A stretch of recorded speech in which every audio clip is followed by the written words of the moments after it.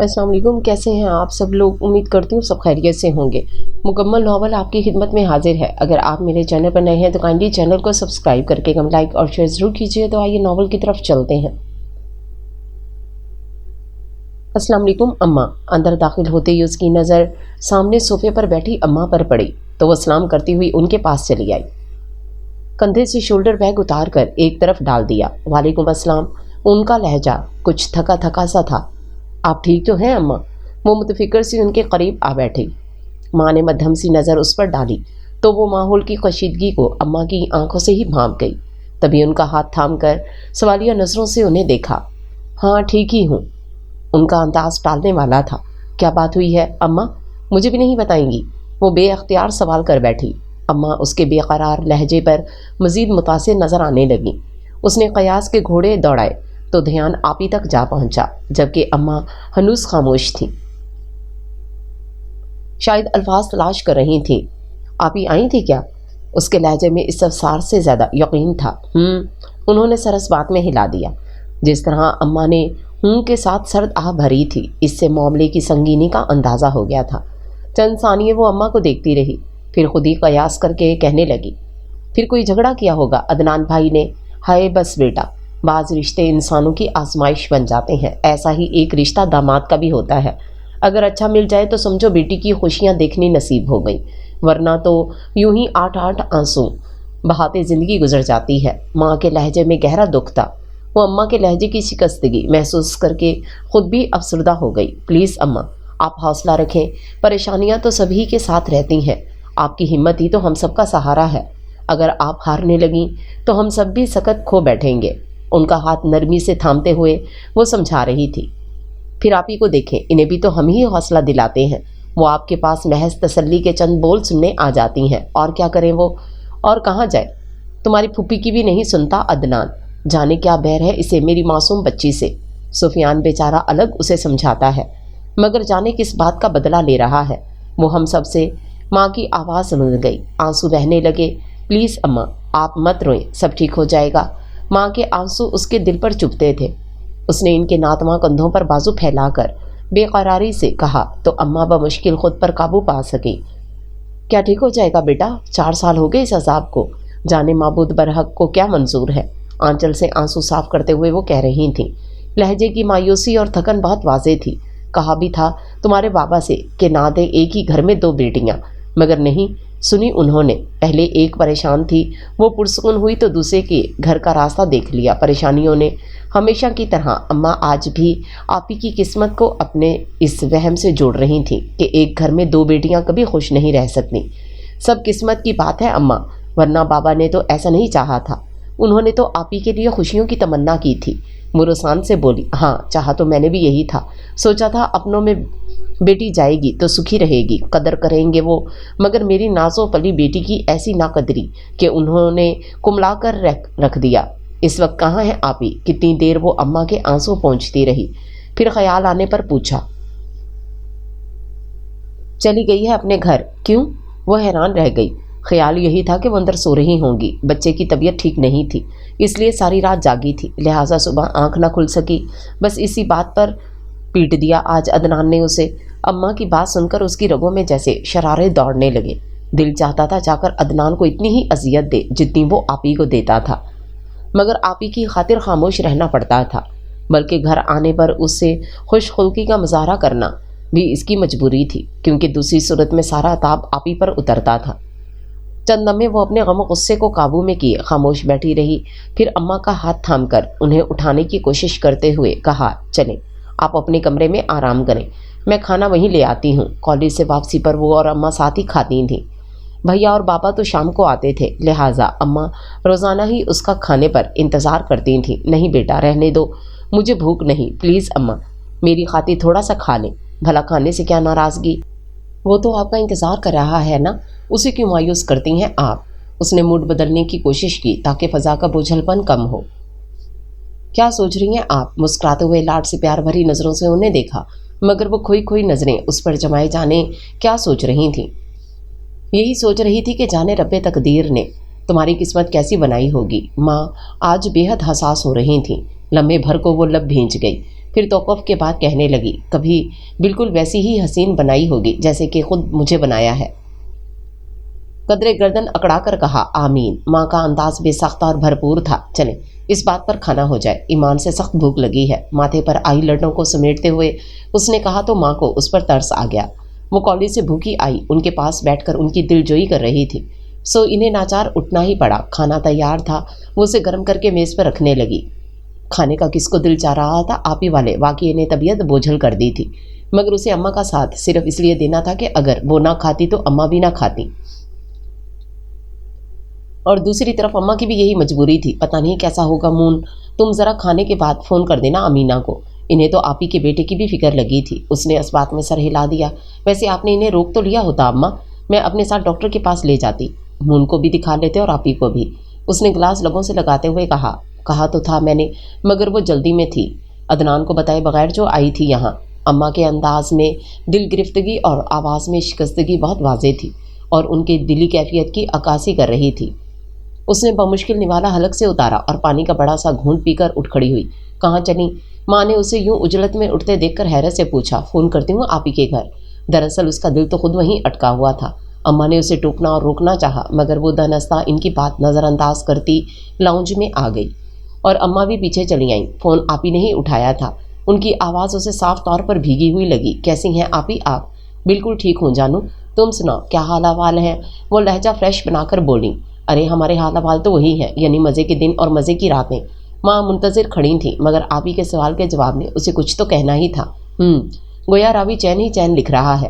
جانے یہ سچ تھا یا اسے یوں محسوس ہوا کہ آپ ہی کی باتوں میں اچانک کمزوری اور پسمردگی سی آ گئی تھی، جیسے محرومی جھلکنے لگی ہو۔ راوی لکھ تو نہیں رہا، مگر ہم زور زبردستی کروا کر لکھنے پر مجبور ضرور کر رہے ہیں۔ یوں بھی آپ کو تو معلوم ہے آج کل صبر کا نہیں جبر کا دور ہے۔ وہ بظاہر ہنستے ہوئے کہہ رہی تھی، مگر در پردہ جانے کیا آپ ہی کو جتانا چاہ رہی تھی۔ وہ شاید سمجھ گئی تھیں، تبھی موضوع بدلتے ہوئے کہنے لگیں، چلو اچھا ہے، کم از کم تمہیں تو اس دنیا کے ساتھ قدم سے قدم ملا کر چلنے کا قرینہ آ گیا، ورنہ تم بھی پیچھے رہ جاتی، اور پیچھے رہ جانے والوں کے لیے زمانے کی ٹھوکروں کے سوا کچھ نہیں ہوتا۔ آپ ہی کی آواز میں درد کے انگارے سلگ رہے تھے جو اس کے دل کو بھی راکھ کر گئے، مگر اسے آپ ہی کا بھرم رکھنا تھا۔ مون کیسا ہے؟ خود کو بکھرنے سے بچانے کی خاطر اس نے اماں کی طرف دیکھا۔ اس کے سوال پر اماں کی ساری بے چینی ان کی مشفق آنکھوں میں آ ٹھہری۔ اب ٹھیک ہے، دراصل اماں کے یہاں سے واپسی پر میں نے ڈاکٹر کو دکھایا تھا، دوا دی ہے، ماشاءاللہ 2-3 گھنٹوں میں ہی افاقہ ہو گیا ہے۔ اس کا دل چاہا کہ پوچھے آپ کیسی ہیں، آپ کے زخم کیسے ہیں، مگر ہمت نہ ہو سکی، اس لیے ریسیور اماں کو تھما کر وہ کمرے سے باہر نکل آئی۔ کچن میں آ کر کھانا فریج میں رکھا، برتن دھوئے اور صفائی کر کے اسٹرانگ چائے بنائی، پھر اماں کے لیے دوا اور چائے لے کر لاؤنج میں چلی آئی۔ وہ فون بند کر چکی تھیں۔ چائے اور دوا سمیت آتے دیکھ ان کے لبوں پر ایک پھیلی اور بہم سی مسکراہٹ بکھر کر غائب ہو گئی۔ وہ ان کا کتنا خیال رکھتی تھی۔ میں نے سوچا ہے اماں، آج میں زرمینہ آپیہ کے گھر جاؤں گی اور ان سے کہوں گی کہ وہ سفیان بھائی سے کہیں کہ وہ عدنان بھائی سے باس پرس کریں۔ آخر یہ سب کب تک چلے گا؟ نہیں بیٹا، سفیان یا زرمینہ سے کچھ کہنے کی ضرورت نہیں۔ اماں نے فوراً اسے ٹوک دیا۔ جواباً وہ انہیں الجھ کر دیکھنے لگی۔ مگر کیوں اماں؟ سفیان بھائی بڑے ہیں عدنان بھائی سے، اور بڑے بھائی والد کی جگہ ہوتے ہیں۔ ہو سکتا ہے سفیان بھائی کی شرمندہ کرنے سے، وہ بڑی امید سے کہہ رہی تھی، مگر اماں نے اس کی بات کاٹ دی۔ نہیں فارینہ بیٹا، یہ معاملے یوں نہیں نپٹتے۔ پھر یہ کون سی آج کی بات ہے؟ عدنان تو شروع سے ہی اتنا جارح اور تشدد پسند تھا۔ سفیان نے دبے لفظوں میں سمجھایا تھا، تمہاری چچی نے کتنے واسطے دیے، مگر اسے نہ بدلنا تھا نہ بدلا، بلکہ گھر ہی الگ کر لیا۔ اب اگر سفیان نے ایسی کوئی کوشش کی تو وہ شاید سب سے ملنا جلنا بھی چھوڑ دے، اس طرح تو میری بچی اور اکیلی ہو جائے گی۔ اماں بہت سہمی ہوئی اور مایوس لگ رہی تھیں۔ وہ لب چبانے لگی، اسی لیے منع کرتی تھی میں تمہارے بابا کو، آج ایک بیٹی تکلیف میں ہے تو دوسری بھی اس کے باعث مستقل ذہنی پریشانی کا شکار ہے۔ بس یوں ہی ایک گھر کی دیواروں میں پڑنے والی دراڑیں دوسرے گھر کی بنیادیں بھی کمزور کرنے لگتی ہیں۔ ان کا پرسوچ انداز اس کے دل میں اتر گیا۔ کیا زرمینہ بھی پریشان ہے آپ ہی کی وجہ سے؟ وہ سوال کیے بنا نہ رہ سکی۔ ہاں بیٹا، امینہ یہاں جاتی ہے، کبھی کبھی اس بات پر سفیان سے بھی جھگڑ پڑتی ہے، مگر دونوں ہی مجبور ہیں، کیا کریں؟ اماں کی بات ٹھیک تھی۔ وہ سر جھکا گئی، دل میں ہزاروں خدشے بیک وقت کروٹ لینے لگے۔ اب تمہارا کیا ہوگا فارینہ احمد؟ اس نے خود سے سوال کیا۔ قید حیات اور بند غم دراصل دونوں ایک ہی ہیں۔ آدمی کو موت سے پہلے غم سے نجات کہاں ملتی ہے؟ زندگی در حقیقت دکھوں سے ہی عبارت ہے۔ جب تک انسان اس فانی دنیا میں رہتا ہے کسی نہ کسی بندش غم میں مبتلا رہتا ہے، اور شاید یہی زندگی کا حسن ہے کہ غم کا بادل ذرا سا چھٹتا ہے تو خوشی کا چاند چمکنے لگتا ہے۔ دکھ سکھ کے آنے جانے سے ہی زندگی میں جاذبیت اور امنگ رہتی ہے، وگرنہ یکسانیت اور جمود تو حسن حیات کو بے جان کر دیتے ہیں۔ اس میں انسانی تدبیر کا کتنا حصہ ہے؟ شاید کچھ بھی نہیں ہوتا، وہی ہے جو کاتب تقدیر ہمارے مقدر میں لکھ دیتا ہے۔ پھر بھی جانے کیوں انسان اپنے دل کے انگارے خود محسوس کرتا ہے، جیسے اگر وہ چاہے تو اپنے غموں کو خوشیوں سے بدل سکتا ہو، حالانکہ ایسا ہرگز نہیں۔ اگر ایسا ہو سکتا تو آج ہر شخص مسرور اور شاداں ہوتا۔ ہاں یہ ضرور ہے کہ جب وقت کے فیصلے پر آخری مہر انسان خود لگاتا ہے تو پھر تمام عمر اس احساس سے باہر نہیں نکل پاتا کہ اس فیصلے سے ہونے والے فائدے یا نقصان میں اس کا اپنا بھی ہاتھ شامل رہا ہے۔ شاید اس لیے اماں اور بابا امینہ آپی کی منتشر زندگی کو دیکھ کر رنجیدہ اور نادم رہتے تھے۔ بابا کو اپنے فیصلے پر پچھتاوا رہتا کہ کیوں انہوں نے بہن کی محبت میں امینہ کی شادی عدنان سے کر دی، جبکہ اس کے مزاج سے تھوڑی بہت آشنائی بھی تھی۔ برحال وہ خاندان کا فرد تھا، کیسے نہ جانتے اس کے بارے میں، مگر بہن کے سوال کرنے پر انہوں نے اپنا قیمتی سکہ ان کے کاسے میں ڈال دیا، جبکہ اماں کو اب یہ خیال کچوکے لگاتا کاش انہوں نے اس وقت اپنی بیٹی کے لیے بابا کو منع کر دیا ہوتا تو شاید یہ سب کچھ یوں نہ ہوتا۔ ان کے دل کا وہم کہ ایک گھر میں دو بیٹیاں کبھی خوش نہیں رہتی انہیں ہما وقت پریشان رکھتا تھا، مگر بابا نے یہ کہہ کر سب بدعتیں ہیں بہن کو ہاں کر دی۔ پھوپھی جان بھی بہت محبت کرنے والی خاتون تھی، تبھی اماں نے بھی جی کڑا کر کے بیٹی کی خوشیوں کی دعا مانگتے ہوئے امینہ کو رخصت کر دیا۔ دو ہی بیٹے تھے ان کے، عدنان اور سفیان۔ زرمینہ کی شادی 4 سال پہلے ہی سفیان سے ہوئی تھی، مگر اب تک اولاد کی نعمت سے محروم تھے۔ ان سب باتوں کے باوجود جب پھوپھی نے امینہ کو مانگا تو اماں بھی ان کے ظرف کی قائل ہو گئیں، ورنہ اب تو سب نے ہی زرمینہ کی خالی گود کو نشانہ بنانا شروع کر دیا تھا۔ مگر وہ جو کہتے ہیں کہ ہر کام کا ایک وقت اور ہر وقت کے لیے ایک کام ہوتا ہے، سو ایسا ہی ہوا۔ ادھر امینہ نے عدنان کے ساتھ زندگی کا آغاز کیا تو دوسری طرف زرمینہ کو اللہ نے اولاد کی نعمت سے نواز دیا۔ خوشی تو بے حد ملی، مگر اماں اور بابا کو اس خوشی کا خراج امینہ کی تلخ ازدواجی زندگی کی صورت دینا پڑا۔ ایک بیٹی کی طرف سے سکون ملا تو دوسری کی پریشانی نے ان کے دن کا چین اور رات کی نیند چھین لی۔ عجیب مزاج تھا عدنان کا بھی، کبھی شعلہ کبھی شبنم، محبت پر آتا تو دل و جان نچھاور کر دیتا، اور غصے میں آتا تو جسمانی تشدد سے بھی باز نہ رہتا۔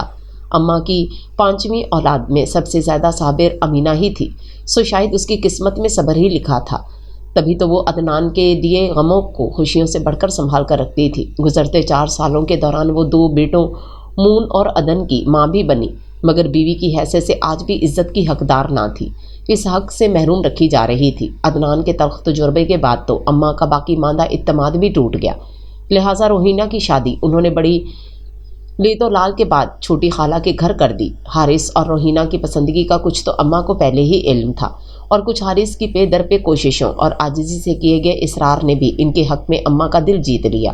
خالہ بہت دھوم دھڑکے سے بارات لائیں اور ناز سے بیاہ کر روہینہ کو لے گئیں۔ بیتے 2 سالوں میں اماں کو روہینہ کی طرف سے کوئی پریشانی نہیں ملی۔ ابتدا میں وہ خاصی متفکر رہتی تھیں، ہزار خدشے انہیں پریشان کیے رکھتے، مگر آہستہ آہستہ سب کچھ نارمل ہو گیا تو وہ بھی مطمئن ہو گئیں۔ حارث ان کی بہن کا بیٹا تھا تو عدنان بابا کی بہن کی اولاد، مگر دونوں طرف کے تجربے مختلف نکلے۔ روہینہ کو پرسکون دیکھ کر اور زرمینہ کو مطمئن دیکھ کر اماں اور بابا امینہ کے لیے اور بھی متفکر ہو جاتے۔ بھیا بھی بابا کی طرح ٹھنڈے مزاج کے تھے، سو اماں کے کہنے پر خون کے گھونٹ پی جاتے۔ اب تو اماں نے انہیں اور بابا کو ان تمام باتوں سے بے خبر رکھنا شروع کر دیا تھا، کیونکہ بیٹیاں دے کر سر اٹھانے کی سکت ان میں باقی نہیں رہی تھی، اس لیے انہیں پریشان کرنے کا بھی کوئی فائدہ نہ تھا۔ سب سے آخر میں فارینہ احمد تھی، جو اماں کے ساتھ ہی رہتی تھی، لاڈلی تھی، اس لیے اماں کے بغیر اسے زندگی نہیں لگتی تھی۔ جہاں جاتی جو کچھ کرتی سب کچھ اماں کی خوشی اور ان کی منشا کے مطابق ہوتا تھا۔ در حقیقت وہ اپنی ذات سے اماں کو خوش رکھنا چاہتی تھی۔ وہ جانتی تھیں کہ شادی کے بعد بیٹیوں کے لیے والدین کو خوش رکھنا ان کے اختیار میں نہیں رہتا۔ ارے روہینہ آپ ہی آئی ہیں۔ گیٹ سے اندر داخل ہوتے ہی لان میں بڑے سائز کا گڑیا کا پرام دیکھ کر اسے فوراً اندازہ ہو گیا کہ روہینہ آئی ہیں۔ دل خوشی سے کھل اٹھا۔ ہفتے بھر سے محترمہ اپنے سسرال کی ایک شادی میں کوہاٹ گئی ہوئی تھی، اس لیے اتنے دنوں بعد ان سے ملاقات کی خوشی نے یکدم ساری تھکن اتار دی۔ آدھا لان تقریباً بھاگتے ہوئے طے کرنے کے بعد وہ تیزی سے لاؤنج کی طرف بڑھی تو اندر سے باہر آتے حشام سے ٹکراتے بچی۔ संभलने के बावजूद वो ज़रा ठटक गई। 2 कदम के फासले पर सामने आकर देखने से वैसे भी वो कुछ कंफ्यूज हो जाती थी, और उस पर मुस्ताद हशाम का जुमला उसे खिफ्त से सुर्ख कर गया। उसने खुद पर काबू पाते हुए मामूली अंदाज में कहा, अस्सलाम वालेकुम। हशाम ने भी उसी अंदाज में जवाब दिया, वालेकुम अस्सलाम, कैसी हो? उसका लहजा बहुत गहरा था। ठीक हूँ। वो बस एक नज़र देखकर पलकें झुका गई। हशाम को चंद लम्हे देखना भी उसके लिए मुहाल हो गया। वो अपनी आंखों में अनगिनत रोशनियां सजाए उसके सुरापे को तौसीफी नज़रों से देख रहा था। कॉलेज के यूनिफॉर्म में गुलाबी चेहरे पर बिखरी लटों से उलझती हुई वो सीधी उसके दिल में उतरती जा रही थी। धूप की तमाज़त और हशाम की मौजूदगी ने उसके रुखसारों को लहूरंग कर दिया था।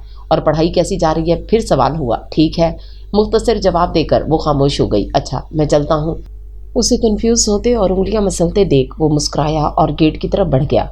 अरे, इतनी जल्दी? बेअख्तियार उसके लबों से निकल गया।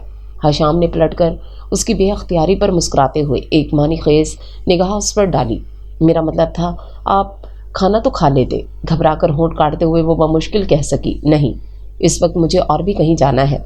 यूं भी जिस मकसद के लिए आया था वो तो पूरा हो गया, मैंने ख़ीज़ी से कहकर उसने फारीना अहमद की हथेलियों में नमी उतार दी। एक हिजाब आलू तबस्सुम उसके लबों पर लर्जा। हशाम दिलचस्पी से उसके चेहरे पर उतरते रंगों का मुशाहिदा करता रहा। ओके, अल्लाह हाफिज़, हशाम ने कहा तो वो एक बार फिर बिला इरादा कह उठी, शाम को आएंगे आप? आप कहें तो ज़रूर आऊँगा। जवाबन हशाम ने जिस शोख नज़र से उसे देखा वो सिटपटाकर रह गई। मेरा मतलब था बाजी को लेने। कमज़ोर लहजे में सफाई पेश की तो बड़ी देर से अपनी मुस्कुराहट दबाए खड़ा हशाम जब्त ना कर सका और एक लंबा कहका लॉन और पोर्च की वसतों में गूंज गया। उसने खफगी भरी नज़रों से खफीफ होकर उसे देखा तो वो बमुश्किल अपनी हंसी रोक सका। बाजी को लेने तो हारिस भाई आएंगे, मैं तो। बात अधूरी छोड़कर वो मुस्कुराया तो फारीना का दिल चाहा अपना सर पीट ले। ज़ुबान कैसे कैसे हमाकतें कर जाती है। वो सख्त निदामत और खुजालत महसूस कर रही थी। हशाम ने उसकी कैफियत भांप ली तो मज़ीद तंग करने का इरादा तर्क करते हुए खुले गेट से खुदाफिज कहते हुए बाहर निकल गया। साइड टेबल पर बैग डालकर वो लाउंज में सोफे पर गिरने के अंदाज में बैठ गई। अरे, तुम आ गई? वो आंख मूंद कर दिल की धड़कन को मामूल पर लाने की कोशिश कर रही थी कि अम्मा की आवाज़ पर चौंक उठी। जी, अभी अभी, उसने जल्दी से अटकते हुए कहा। हालांकि उसे आए 10 मिनट से ऊपर हो चुके थे। वो जानती थी कि इस वक्त उसका चेहरा खिला हुआ गुलाब बना हुआ है, इसलिए माँ को ये बताने से गुरेज़ां थी कि कुछ देर पहले बाहर हशाम से मुलाकात हुई है, वरना अम्मा की जहाँ दीदा नज़रों से उसके दिल का राज छुपाना मुमकिन था, नामुमकिन था। लाख वो उनका लाडला भांजा था, उनकी इकलौती बहन की आंख का तारा था, मगर था तो रोहिना बाजी का देवर, और इस मामले में अम्मा बहुत सख्त थीं, इसलिए दिल का हाल छुपाना ज़रूरी था। उसने नज़रें झुका लीं। मैं बाजी से मिलकर आती हूँ अम्मा। वो जल्दी से अंदर लपक गई। अस्सलाम वालेकुम, ऐलानिया अंदाज में कहते हुए वो रोहिना के कंधे से जा लगी। वालेकुम अस्सलाम, कहाँ रह गई थी तुम इतनी देर? मैं कब से तुम्हारा इंतज़ार कर रही थी, और गुड़िया तो इंतज़ार करते करते सो भी गई। रोहिना ने उसे देखते ही मोहब्बत से कहा, बस आप ही कॉलेज से आते आते मुझे इतना वक्त तो लग ही जाता है। वो सामने बैठ गई। बल्कि आप ही बताएं, आपने बेमरवती के जो रिकॉर्ड कायम किए, इन्हें कौन तोड़ेगा? गज़ब खुदा का, हफ्ते का कहकर गई थी और आज 3 हफ्ते 2 दिन के बाद तशरीफ़ लाई हैं। उसने शिकायती नज़रों से इन्हें घूरा। अरे नहीं, मैं कल ही आना चाहती थी, मगर हारिस को ऑफिस जाना था, सो आज हशाम के साथ आई हूँ। गुड़िया की भी तबीयत कुछ ठीक नहीं थी, इसलिए कल आना ना हो सका। वो बता रही थी। हशाम के नाम पर उसने चेहरा झुका लिया। अभी ज़रा पहले कि उसके जुमले समातों में गूंजे तो लबों पर मुस्कुराहट खुद ब खुद आ गई, जबकि रोहिना बोले जा रही थी, चलो फारीना, खाना लग गया है, अब उठो। अम्मा ने आकर पुकारा तो वो गुड़िया को जगाने का इरादा तर्क करके उठ खड़ी हुई। आप चलें बाजी, मैं ज़रा यूनिफॉर्म बदल कर आती हूँ। उसके कहने पर रोहिना अम्मा के साथ डाइनिंग रूम की तरफ बढ़ गई तो वो अपने कमरे में आ गई। शावर लेकर कपड़े बदले, बाल संवारे और डाइनिंग रूम में पहुँची। आज अम्मा ने रोहिना की पसंद का मेन्यू तैयार किया था। चिकन कढ़ाई और फ्राइड राइस देखकर वो मुस्कुरा दी। वाह भाई, शादीशुदा बेटियों की भी क्या ऐश होती हैं, मैके आती हैं तो सब कुछ उनकी पसंद के मुताबिक किया जाता है।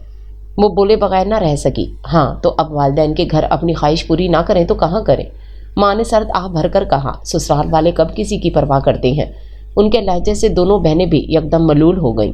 अम्मा की आंखों में अमीना आपी का सुरापा झिलमिलाने लगा। क्यों बाजी, क्या खाला जान भी ठीक ठाक सास है? शोखी से सवाल किया ताकि मौजू बदल जाए। अरे नहीं, खाला जान तो बिल्कुल अम्मा की तरह ख्याल रखती हैं, اس لیے بھی کہ ان کی کوئی بیٹی نہیں، مجھے ہی سب کچھ سمجھتی ہیں، بہو بھی اور بیٹی بھی۔ روہینہ کے چہرے پر طمانینت کے رنگ بکھر گئے۔ کھانے کے بعد چائے بنا کر وہ لاؤنج میں آئی تو روہینہ اس کے لیے کچھ تحفے نکالے بیٹھی تھی۔ کوہاٹ کی کچھ سوغاتیں اور کچھ شمالی علاقہ جات سے لائے گئے تحفے تھے۔ تھینک یو سو مچ۔ اس نے پیکٹ کھول کر دیکھا تو تشکر سے بولی، اور یہ دیکھو، یہ وہاں کی تصویریں ہیں جو ہم نے بنوائی تھیں۔ ایک البم اٹھا کر انہوں نے اس کی گود میں رکھ دیا۔ البم میں کوہاٹ کی شادی کی تصویریں تھیں، کچھ خوبصورت مقامات پر سیر و تفریح کی تھیں، آخر میں 3-4 حشام کی تصویریں بھی تھیں جنہیں دیکھ کر وہ چونک گئی۔ ارے یہ حشام کی تصویریں اس میں کہاں سے آ گئیں؟ روہینہ بھی وضاحت کرتے کرتے ٹھٹک گئی۔ ایک تو حارث بھی ہر چیز ادھر ادھر کر دیتے ہیں، دوسرے لمحے وہ حارث بھائی کی بے اعتدالیوں کو الزام دے رہی تھیں۔ فارینہ منہ پھیر کر مسکرا دی کیونکہ وہ جانتی تھی کہ یہ تصویریں کس نے البم میں رکھی ہیں۔ چھٹی کا پورا دن تو گھر کی صفائی اور ہفتے بھر کے رکے ہوئے کاموں میں گزر جاتا تھا، لہٰذا سپہر میں جب وہ سب کاموں سے فارغ ہوئی تو بھائی کے ساتھ امینہ آپی کے گھر جانے کا پروگرام بنا لیا۔ تمہیں جانے کی کیا ضرورت ہے؟ آج تو چھٹی کا دن ہے، انہیں فون کر کے یہیں بلا لو۔ بھیا عدنان کی وجہ سے وہاں جاتے ہوئے ہمیشہ حجت کرتے تھے، آپ جانتے تو ہیں کہ آپی کا آنا مشکل ہے۔ وہ دھیمے لہجے میں بولی تو بھیا کی بھویں تن گئیں۔ پلیز بھیا، اس نے لجاجت سے کہا، یار ایک ہی دن ہوتا ہے آرام کا، اسے بھی تم رشتہ داری کی نظر کر دیتی ہو۔ اس کی لجاجت پر ان کا لہجہ پست مگر سخت ہو گیا۔ لمحہ بھر کے لیے فارینہ کو بھائی پر ترس آیا، مگر وہ کیا کرتی؟ بابا تو بہت عرصہ پہلے ہی اس ذمہ داری سے دامن چھڑا چکے تھے، لہٰذا گھر کے سارے معاملات کی پہلی ذمہ داری بھائی ہی پر آتی تھی، اور وہ بھی ہمیشہ یہ فرض بخوبی سنبھالتے تھے۔ البتہ امینہ آپی کے گھر جانے میں ان کا گریز پہلے تو فارینہ کو حیران کرتا تھا، مگر اب وہ عادی ہو گئی تھی کیونکہ عدنان بھائی کے رویے کا اسے بھی اندازہ ہو چکا تھا، جسے ابتدا میں اماں اس سے چھپاتی تھیں۔ پلیز بھیا، آپ کو ناز بھابھی کی قسم۔ موقع دیکھ کر اس نے آخری حربہ استعمال کیا۔ فاری بھیا نے مصنوعی غصے سے گھورا تو وہ ہنس پڑی۔ واہ بھائی، یہی ترک کا آخری پتہ ہے، اتنی آسانی سے آپ کب ماننے والے ہیں؟ اس کا انداز چھیڑنے والا تھا۔ بھیا کے لبوں کی مسکراہٹ اور گہری ہو گئی۔ یہ محض تمہارا وہم ہے، ورنہ میں ویسے بھی تمہاری فرمائش پوری کرتا رہتا ہوں، انہوں نے بظاہر لاپرواہی سے کہا، مگر وہ فرناز کے نام پر ان کی آنکھوں میں جلنے والے دیپ صاف دیکھ چکی تھی۔ رشتے انسان کو کس قدر تحفظ اور آزادی دیتے ہیں، جذبوں کے اظہار کے لیے رشتوں کی ڈور کتنی ضروری ہے، یہ سوچے بغیر وہ نہ رہ سکی۔ بھیا فرناز بھابھی کے نام پر کتنے خوش نظر آ رہے ہیں، اور ایک میں ہوں کہ اپنے چہرے پر کھلنے والی دھنک کو چھپانے کے لیے کیا کیا جتن نہیں کرتی۔ جاؤ اور جا کر تیار ہو جاؤ، بالکل بھنگن لگ رہی ہو۔ جاتی ہوں کہہ کر وہ مزید کچھ بولنے کا ارادہ موقف کر کے مسکراتی ہوئی انہیں چھوڑ کر باہر نکل گئی۔ کام تقریباً مکمل ہو چکا تھا، صرف رات کا کھانا بنانا رہ گیا تھا، لہٰذا جلدی سے قیمہ نکالا، اس میں بریانی کا تمام مسالہ ڈالا اور پریشر کوکر بند کر کے چلی گئی۔ شاور لے کر نکلی تو قیمہ تیار تھا، اس میں چاول نکال کر دم لگایا اور کمرے میں جا کر کپڑے تبدیل کر لیے۔ رات کو جلدی لوٹ آنا، تمہاری عادت ہے، جہاں جاتی ہو وہیں کی ہو جاتی ہو۔ وہ بال خشک کر رہی تھی کہ اماں نے حسب عادت ہدایات دینا شروع کر دیں۔ وہ جانتی تھی کہ بھیا کے کہنے پر اماں اسے سمجھا رہی ہیں، لہٰذا مسکرا کر محض سنتی رہی، اور جب تک بال خشک ہوئے اماں اسے امینہ کے پیغامات اور باتیں بتاتی رہیں۔ اوکے اماں، جیسا آپ نے کہا بالکل ویسا ہی کروں گی۔ کھانا البتہ میں نے تیار کر دیا ہے، آپ بس سلاد اور رائتہ بنا لیجیے گا، میں جلدی آ جاؤں گی۔ سینڈل کے اسٹریپس بند کرتے ہوئے اس نے اماں سے کہا اور ہینڈ بیگ اٹھا کر باہر آ گئی۔ لاؤنج میں دیکھا تو بھیا غائب تھے، جبکہ وہ سمجھ رہی تھی کہ وہ تیار بیٹھے ہوں گے، لہٰذا کوفت سے بڑبڑاتی ہوئی بھیا کے کمرے کی طرف آ گئی۔ جی میں بالکل تیار ہوں، اب چلیے۔ کہاں؟ کمرے میں داخل ہوتے ہی اس نے جیسے اعلان کیا، مگر اندر بھیا کی جگہ ایک اجنبی کو دیکھ کر اس قدر ہراساں ہوئی کہ سٹ پٹا کر 2 قدم پیچھے ہٹ گئی۔ بڑی حیرت سے سوال ہوا تھا اور وہ بری طرح خجل ہو گئی۔ بتائیے نا، آپ کہاں جانے کی بات کر رہی تھیں؟ اجنبی بڑی شائستگی سے پوچھ رہا تھا، آنکھوں میں اس کے لیے دلچسپی کے رنگ جھلک رہے تھے۔ اس نے بمشکل منتشر حواس سنبھالے۔ بھیا کہاں ہیں؟ اب کہ اس نے سوال کیا۔ اوہ، تو آپ جہاں زیب کی بات کر رہی ہیں، وہ شاید کوئی فون سننے گئے ہیں۔ مخاطب بڑا سلجھا ہوا مگر کس قدر شوخ لگ رہا تھا۔ وہ کمرے سے نکلنے کو تھی کہ اس کے پکارنے پر ایک بار پھر رک گئی۔ جی، پلٹ کر سوالیہ حیرت سے اسے دیکھا۔ نیلی کرتا شلوار پر بلیک دوپٹے میں ملبوس ہلکے نم بال شانوں پر بکھرائے وہ حقیقتاً دلکش لگ رہی تھی۔ اسامہ علی کے لیے نظر چرانا مشکل ہو گیا اور اسی لیے بے خودی میں پکارنے کا بہانہ تلاش کیے بغیر فوراً آواز دے بیٹھا۔ وہ ایک گلاس ٹھنڈا پانی مل جائے گا؟ اس نے عجلت میں بہانہ گھڑا۔ جی، وہ سنجیدگی سے کہتی مڑ گئی۔ लो जी, ये मौसूफ आ गए हैं, भैया की तो छुट्टी हो गई। वो बुड़बुड़ाती हुई किचन में आई तो भैया को वहीं पाया। अरे आप क्या कर रहे हैं? वो इन्हें मसरूफ देखकर ठटकी। मेरा पुराना दोस्त उसामा आया है, उसके लिए चाय बना रहा था। वो मज़े से केतली में पत्ती डालते हुए बोले। तो आप मुझसे कह देते, मैं बना देती। लाइए मुझे दीजिए। वो आगे बढ़ी। नहीं रहने दो, अब तो बन ही गई है। असल में तुम तैयार हो रही थी, इसलिए मैंने तुम्हें जहमत नहीं दी। भैया के शफकत भरे लहजे पर वो सरशार हो गई। मेरी आदतें ना बिगाड़िए भैया, बाद में परेशानी होगी। वो मुस्कुराई। अरे तुम फिक्र मत करो, हम तुम्हारे लिए अपने जैसे ही किसी अच्छे बंदे का इंतखाब करेंगे। वो मज़े से बोले तो वो लज गई। जी नहीं, मेरा मतलब ये नहीं था, मेरा मतलब आपकी शादी के बाद था। वो झुंझलाकर बोली तो इन्हें उसे रिलैक्स करना पड़ा। अच्छा बाबा, जो तुमने कहा वो ठीक है, ओके। अब जल्दी से अच्छे बच्चों की तरह चाय और रिफ्रेशमेंट निकाल कर मेरे कमरे में ले आओ। अचानक इन्हें उसामा का ख्याल आया तो ताकीद करते हुए बोले, और अमीना? उसने मुंह बसोरा। वहाँ भी जाएंगे, वैसे भी उसामा जल्दी में है, ज़्यादा वक्त नहीं लेगा। तुम ज़रा तेज़ी से हाथ चलाओ और ट्रॉली ले आओ। भैया ने उसे समझाया तो वो बालों को ढीला सा जूड़ा बनाकर निम्को, कबाब और केक निकालने लगी और सब चीज़ें सजाकर दरवाज़ा नॉक करके अंदर भिजवा दी।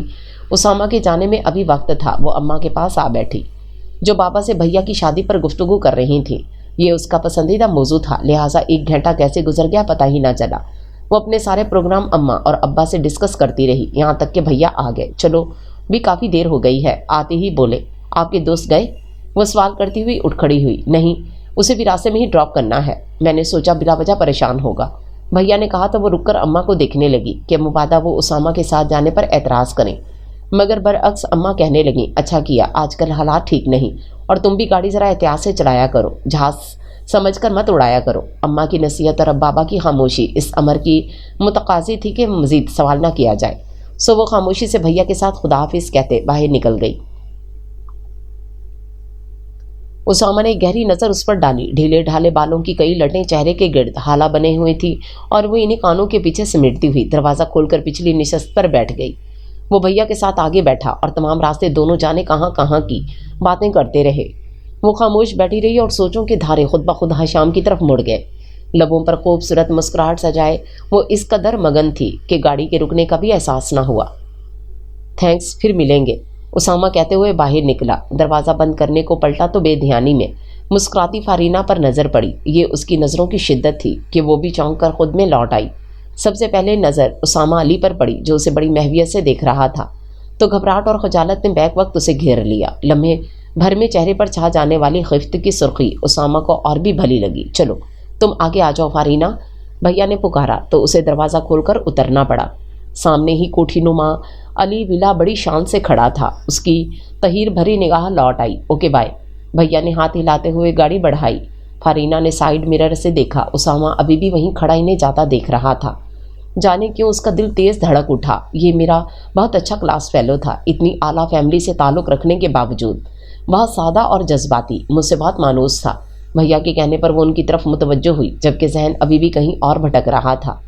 आज पूरे 4 साल बाद मिला है। असल में कॉलेज के बाद वो बिज़नेस पढ़ने बाहर चला गया और हमने बाबा का ऑफिस ज्वाइन कर लिया, मगर किस्मत को मिलाना मंजूर था।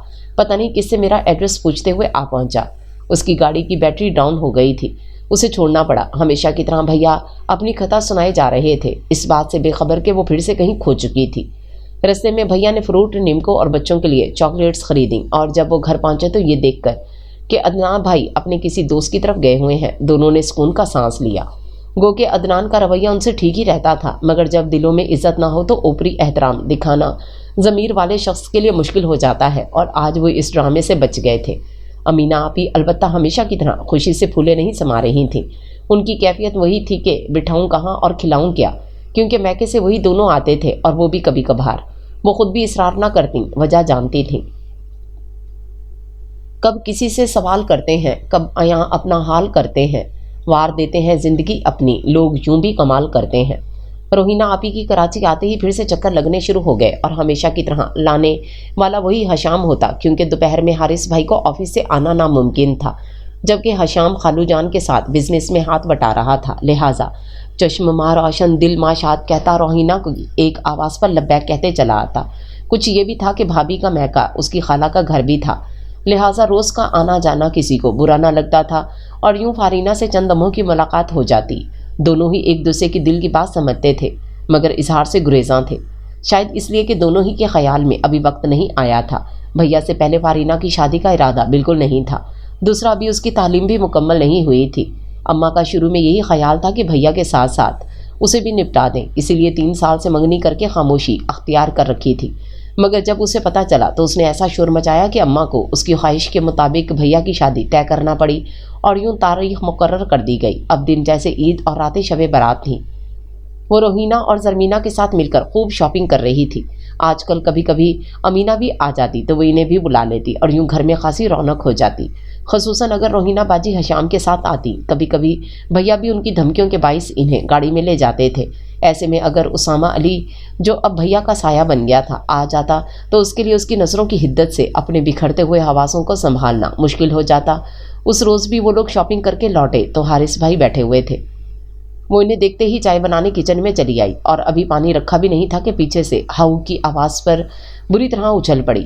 دھڑکتے دل کے ساتھ پلٹی تو سامنے کھڑے حشام کو دیکھ کر دھڑکنیں مزید تیز ہو گئیں، جو اسے ہراساں دیکھ کر مسکرا رہا تھا۔ آپ حد کرتے ہیں، میں تو ڈر گئی۔ تیز تیز چلتی سانسوں پر قابو پاتے ہوئے اس نے خفگی سے حشام کو گھورا۔ تو میں نے بھی تو یہی چاہا تھا، وہ چوکھٹ سے لگا۔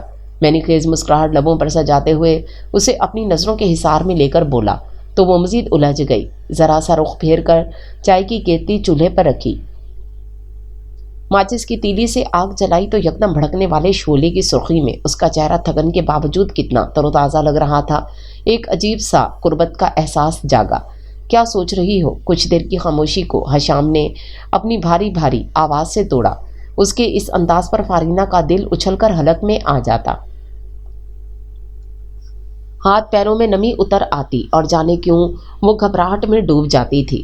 ابھی بھی یہی ہوا تو اس نے نگاہوں کا زاویہ بدل لیا۔ کچھ نہیں، بس یہی سوچ رہی تھی کہ آپ کب آئے۔ بالآخر اسے بھی کوئی جواب سوجھ گیا۔ حشام اس کی بات پر ہلکا سا مسکرا دیا، بالکل اسی وقت جب دل سے کسی نے یاد کیا ہو۔ وہ اس قدر یقین سے بولا کہ فارینہ گھبرا کر اس کی طرف دیکھ بیٹھی، اپنی ڈارک گرے آنکھوں میں ایک کان کی روشنی جلائے۔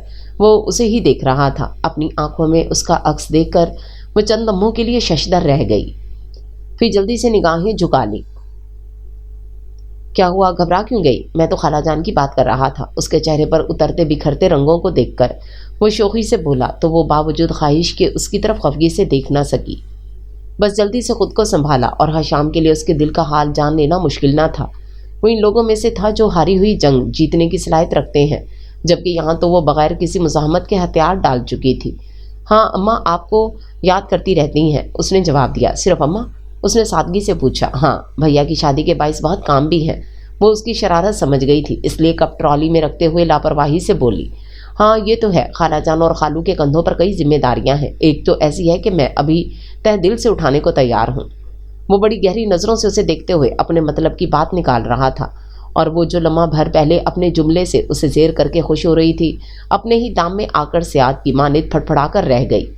کچھ نہ سوچا تو کیبنٹ سے کوئی چیز اٹھا کر ٹرالی میں رکھی اور باہر نکلنے ہی والی تھی کہ حشام نے راستہ روک لیا۔ میری ایک بات سنتی جاؤ۔ وہ حیرت سے سوالیہ نظروں کے ساتھ اسے دیکھنے لگی تو وہ اچانک بہت سنجیدہ ہو گیا۔ تو وقت جواب دہی آ ہی گیا۔ اس کا دل گواہی ہی دے رہا تھا۔ اماں آ جائیں گی؟ دھڑکتے دل پر قابو پانے میں ناکام رہتے ہوئے وہ دھیرے سے بولی۔ بس ایک سوال کا جواب دے دو۔ اس بار حشام کے لہجے میں کوئی شوخی نہ تھی، صرف سنجیدگی تھی۔ وہ خاموش کھڑی رہ گئی۔ اگر میں خالہ جان سے تمہارے لیے بات کروں تو تمہارا جواب کیا ہوگا؟ یہ سوال گویا پولیس رات پہ ڈال دیا گیا تھا۔ اس کا پورا وجود دل بن کر دھڑکنے لگا۔ اماں کے آ جانے کے خوف کے ساتھ ساتھ حشام کی قربت نے اس کے حواس معطل کر ڈالے تھے۔ وہ بھلا کیا جواب دیتی؟ بت بنی کھڑی تھی۔ حشام سے صبر نہ ہوا تو بے اختیار اسے کندھوں سے تھام لیا۔ پلیز جواب دو فارینہ۔ آج وہ تمام شدتوں کے ساتھ پوچھ رہا تھا۔ شانوں پر ذرا سا دباؤ ڈالا تو وہ بے بسی سے لب چبانے لگی۔ انکار کرو گی کیا؟ اس کی خاموشی نے حشام کو منفی سوچ کی طرف مائل کر دیا۔ جانے دل میں کیا آیا، اس نے شوخی سے ہلکی سی گردن ہلائی تو حشام کے ہاتھ کی گرفت اور سخت ہو گئی۔ بس ایک بار میری آنکھوں میں آنکھیں ڈال کر گردن نفی میں ہلا دو فارینہ احمد، تو میں تمہارا انکار مان جاؤں گا۔ اٹھاؤ نظریں۔ حشام کا لہجہ یقین سے لبریز تھا۔ فارینہ کو نگاہیں اٹھانے کی سکت پہلے بھی نہ تھی اور اب تو پلکیں اور بوجھل ہو رہی تھیں۔ چند لمحے یوں ہی گزر گئے تو حشام نے پرسکون ہوتے ہوئے اپنے ہاتھ اس کے شانوں سے ہٹا لیے۔ جواب مل گیا تھا۔ کبھی کبھی خاموشی بھی زبان بن جاتی ہے۔ تھینکس فارینہ، میں جلد ہی امی سے بات کروں گا، وہ یوں مسرور لہجے میں بولا جیسے اسے دنیا کی سب سے قیمتی دولت مل گئی ہو۔ خوش و خرم کچن سے نکل گیا، جبکہ فارینہ احمد دل میں بجتی خوشی کی گھنٹیوں کا شور ساکت کھڑی سن رہی تھی۔ وہ یوں خوش تھی جیسے ساری کائنات کے خزانے اس کے قدموں میں ڈھیر کر دیے گئے ہوں۔ اس کا خاموش اقرار حشام کی محبتوں میں اور اضافہ کر گیا تھا، اور ایسے میں اسے اسامہ علی کا خیال بھی نہ آتا جو اندیشوں کا نیا جہاں آباد کر رہا تھا۔ اماں اور ابا وغیرہ اس کی خوشی کو بھیا کی شادی کا رد عمل سمجھ رہے تھے، اور کسی حد تک یہ درست بھی تھا۔ اکلوتے بھائی کی شادی کا ارمان چاروں بہنوں کو تھا، لیکن چونکہ وہ سب سے چھوٹی تھی اس لیے ہر بات کا کھل کر اظہار کر رہی تھی۔ ایک ہفتہ رہ گیا تھا تو تینوں بہنیں رہنے کے لیے آ گئیں۔ جانے کیسے امینہ کو بھی اجازت مل گئی تھی، شاید اماں اور بابا کی کوششوں کا نتیجہ تھا۔ امینہ یہاں آئی تو خاصی مسرور دکھائی دی، اور سب نے محسوس کیا کہ اپنے گاؤں اور گھر میں ان کے چہرے پر ایسی خوشی کمی دیکھی گئی تھی۔ اس کی باقی کزنز بھی آ گئیں تو اس نے ڈھولکی رکھ لی، سارا وقت ہنگامہ برپا رکھتی۔ ایسے میں خالہ جان اسے اماں کی ڈانٹ ٹپٹ سے بچا لیتی، شاید وہ بھی حشام کے دل کی خواہش جان چکی تھیں، تبھی اسے خصوصی پیار دیتی تھیں۔ ایک طرف بھابھی کی خوشی تو دوسری طرف بیٹے کی خوشی بھی ان کے لیے برابر تھی۔ بھیا کے چہرے پر بھی خوشیوں کا راج تھا، انہیں دیکھ کر گھر کا ہر فرد شاد و فرحاں نظر آتا، خاص طور پر اماں اور بابا کے دل میں انہیں دیکھ کر گہرا اطمینان اترتا۔ اپنے فیصلے کی سلیب ایک بیٹی کے ناتواں کندھوں پر ڈالنے کے بعد وہ دونوں بہت حساس ہو گئے تھے، اس لیے بھیا کی پسند فرناز کو بلا تردد اپنا لیا تھا۔ فرناز اخلاق، سیرت، خاندان اور تعلیم کے لحاظ سے کسی سے کم نہ تھی، اور صورت بھی پیاری تھی۔ کچن کا سارا انتظام زرمینہ اور خالہ جان نے سنبھالا ہوا تھا، لہٰذا فارینہ بالکل فارغ البال تھی اور بھانجوں بھانجیوں کے ساتھ وقت گزارتی رہی۔ انہی ہنگاموں میں مہندی کا دن آ گیا۔ انہیں دلہن والوں کے گھر مہندی لے کر جانا تھا۔ اس کے کمرے میں سب بہنیں اور کزنز اپنی بچوں سمیت تیار ہو رہی تھیں، تو وہ سارا سامان اٹھا کر بھیا کے کمرے میں آ گئی۔ اماں کے کمرے میں بزرگ خواتین بیٹھی تھیں اور باقی کمروں میں مہمان ٹھہرے تھے۔ گولڈن براؤن گھاگھرے کے سوٹ میں اور گنسا کا گولڈن دوپٹہ خوبصورتی سے سیٹ کیے، رولر سے بنے گھنگریالے بال، ہلکا میک اپ اور علاقائی گولڈن جیولری پہنے، وہ آئینے میں دیکھ کر خود ہی مسکرا دی۔ اسی وقت دروازہ بنا دستک کے کھلا اور وہ چونک کر پلٹی تو سامنے اسامہ کو پایا، جو اسے غیر متوقع طور پر سامنے دیکھ کر مبہوت سا کھڑا تھا۔ اس نے جلدی سے رخ پھیرا۔ اسامہ کی نظریں اس پر جمی تھیں۔ اس کے شرمانے پر ہاتھوں کی چوڑیوں اور کڑے کھنک اٹھے تو وہ بھی چونکا۔ اوہ، آئی ایم سوری۔ اپنی بے خودی پر وہ پیشیمان سا بولا۔ وہ خاموش کھڑی ہونٹ کاٹ رہی تھی۔ مجھے معلوم نہ تھا آپ یہاں ہیں، میں تو جہاں زیب کو تلاش کرنے آیا تھا۔ اس کے انداز میں خفگی محسوس کر کے اسامہ نے جلدی سے وضاحت دی تو وہ بمشکل اپنے غصے پر قابو پا سکی۔ شادی کے انتظامات اسامہ نے کرائے تھے اور بہت عمدہ کرائے تھے۔ مہمانوں کے جانے کے بعد تقریباً سب نے تعریف کی۔ اماں اور بابا نے بھی خاص طور پر اس کا شکریہ ادا کیا تو اس نے انکساری سے جواب دیا، ارے آنٹی، جہاں زیب کی شادی میں کام نہ کرتا تو اور کس کے لیے کرتا؟ آپ کو معلوم نہیں، مجھے تو آپ سب سے مل کر بہت خوشی ہوئی ہے۔ کئی سال بعد وطن لوٹا ہوں تو آپ سب سے بڑی اپنائیت ملی ہے، وہ دھیمے لہجے میں کہہ رہا تھا۔ اماں اس کی انکساری سے بہت خوش ہوئی تھیں، تبھی اس کے سر پر شفقت سے ہاتھ پھیر کر دعا دی، جیتے رہو، خدا ہزاروں خوشیاں نصیب کرے، آمین۔ وہ سامنے سے آتی فارینہ کو دیکھ کر بڑے جذب سے بولا۔ جانے اس کی آنکھوں میں کیا تھا کہ اماں کی طرف آتے ہوئے فارینہ کے قدم ڈگمگا گئے، جبکہ اسامہ کی نگاہیں لمحہ بھر کے لیے اس پر ٹکیں اور پھر اماں کی طرف مرکوز ہو گئیں۔ بیٹا، میں تو ایک بات کہوں گی، اب پڑھ لیا ہے تو گھر میں بھی بسا لو، یہ سنت نبوی صلی اللہ علیہ وسلم ہے، اس میں دیر نہیں کرنی چاہیے۔ اپنا گھر اور رشتے ہوں تو اپنائیت کے لیے اور در نہیں بھٹکنا پڑتا، اماں نے سادگی سے کہا۔ وہ جانتی تھیں کہ والدین کے انتقال کے بعد وہ اکیلا رہ گیا ہے۔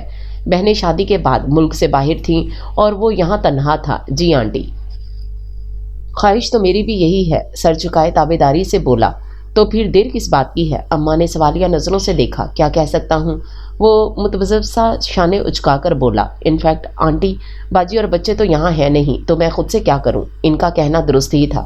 اماں نے اس بات میں سر ہلایا، جبکہ فارینہ اس جملے سے بات کا سرا تلاش کرنے کی کوشش کر رہی تھی۔ اماں کو اس پر ترس آنے لگا۔ تم فکر نہ کرو، آخر میں دیکھوں گی تمہارے لیے لڑکی، تم کیا کرو؟ ان کے انداز میں دلاسا تھا اور وہ مسکرائے بغیر نہ رہ سکا، اور بے ارادہ نظریں فارینہ کے چہرے پر ٹھہر گئیں۔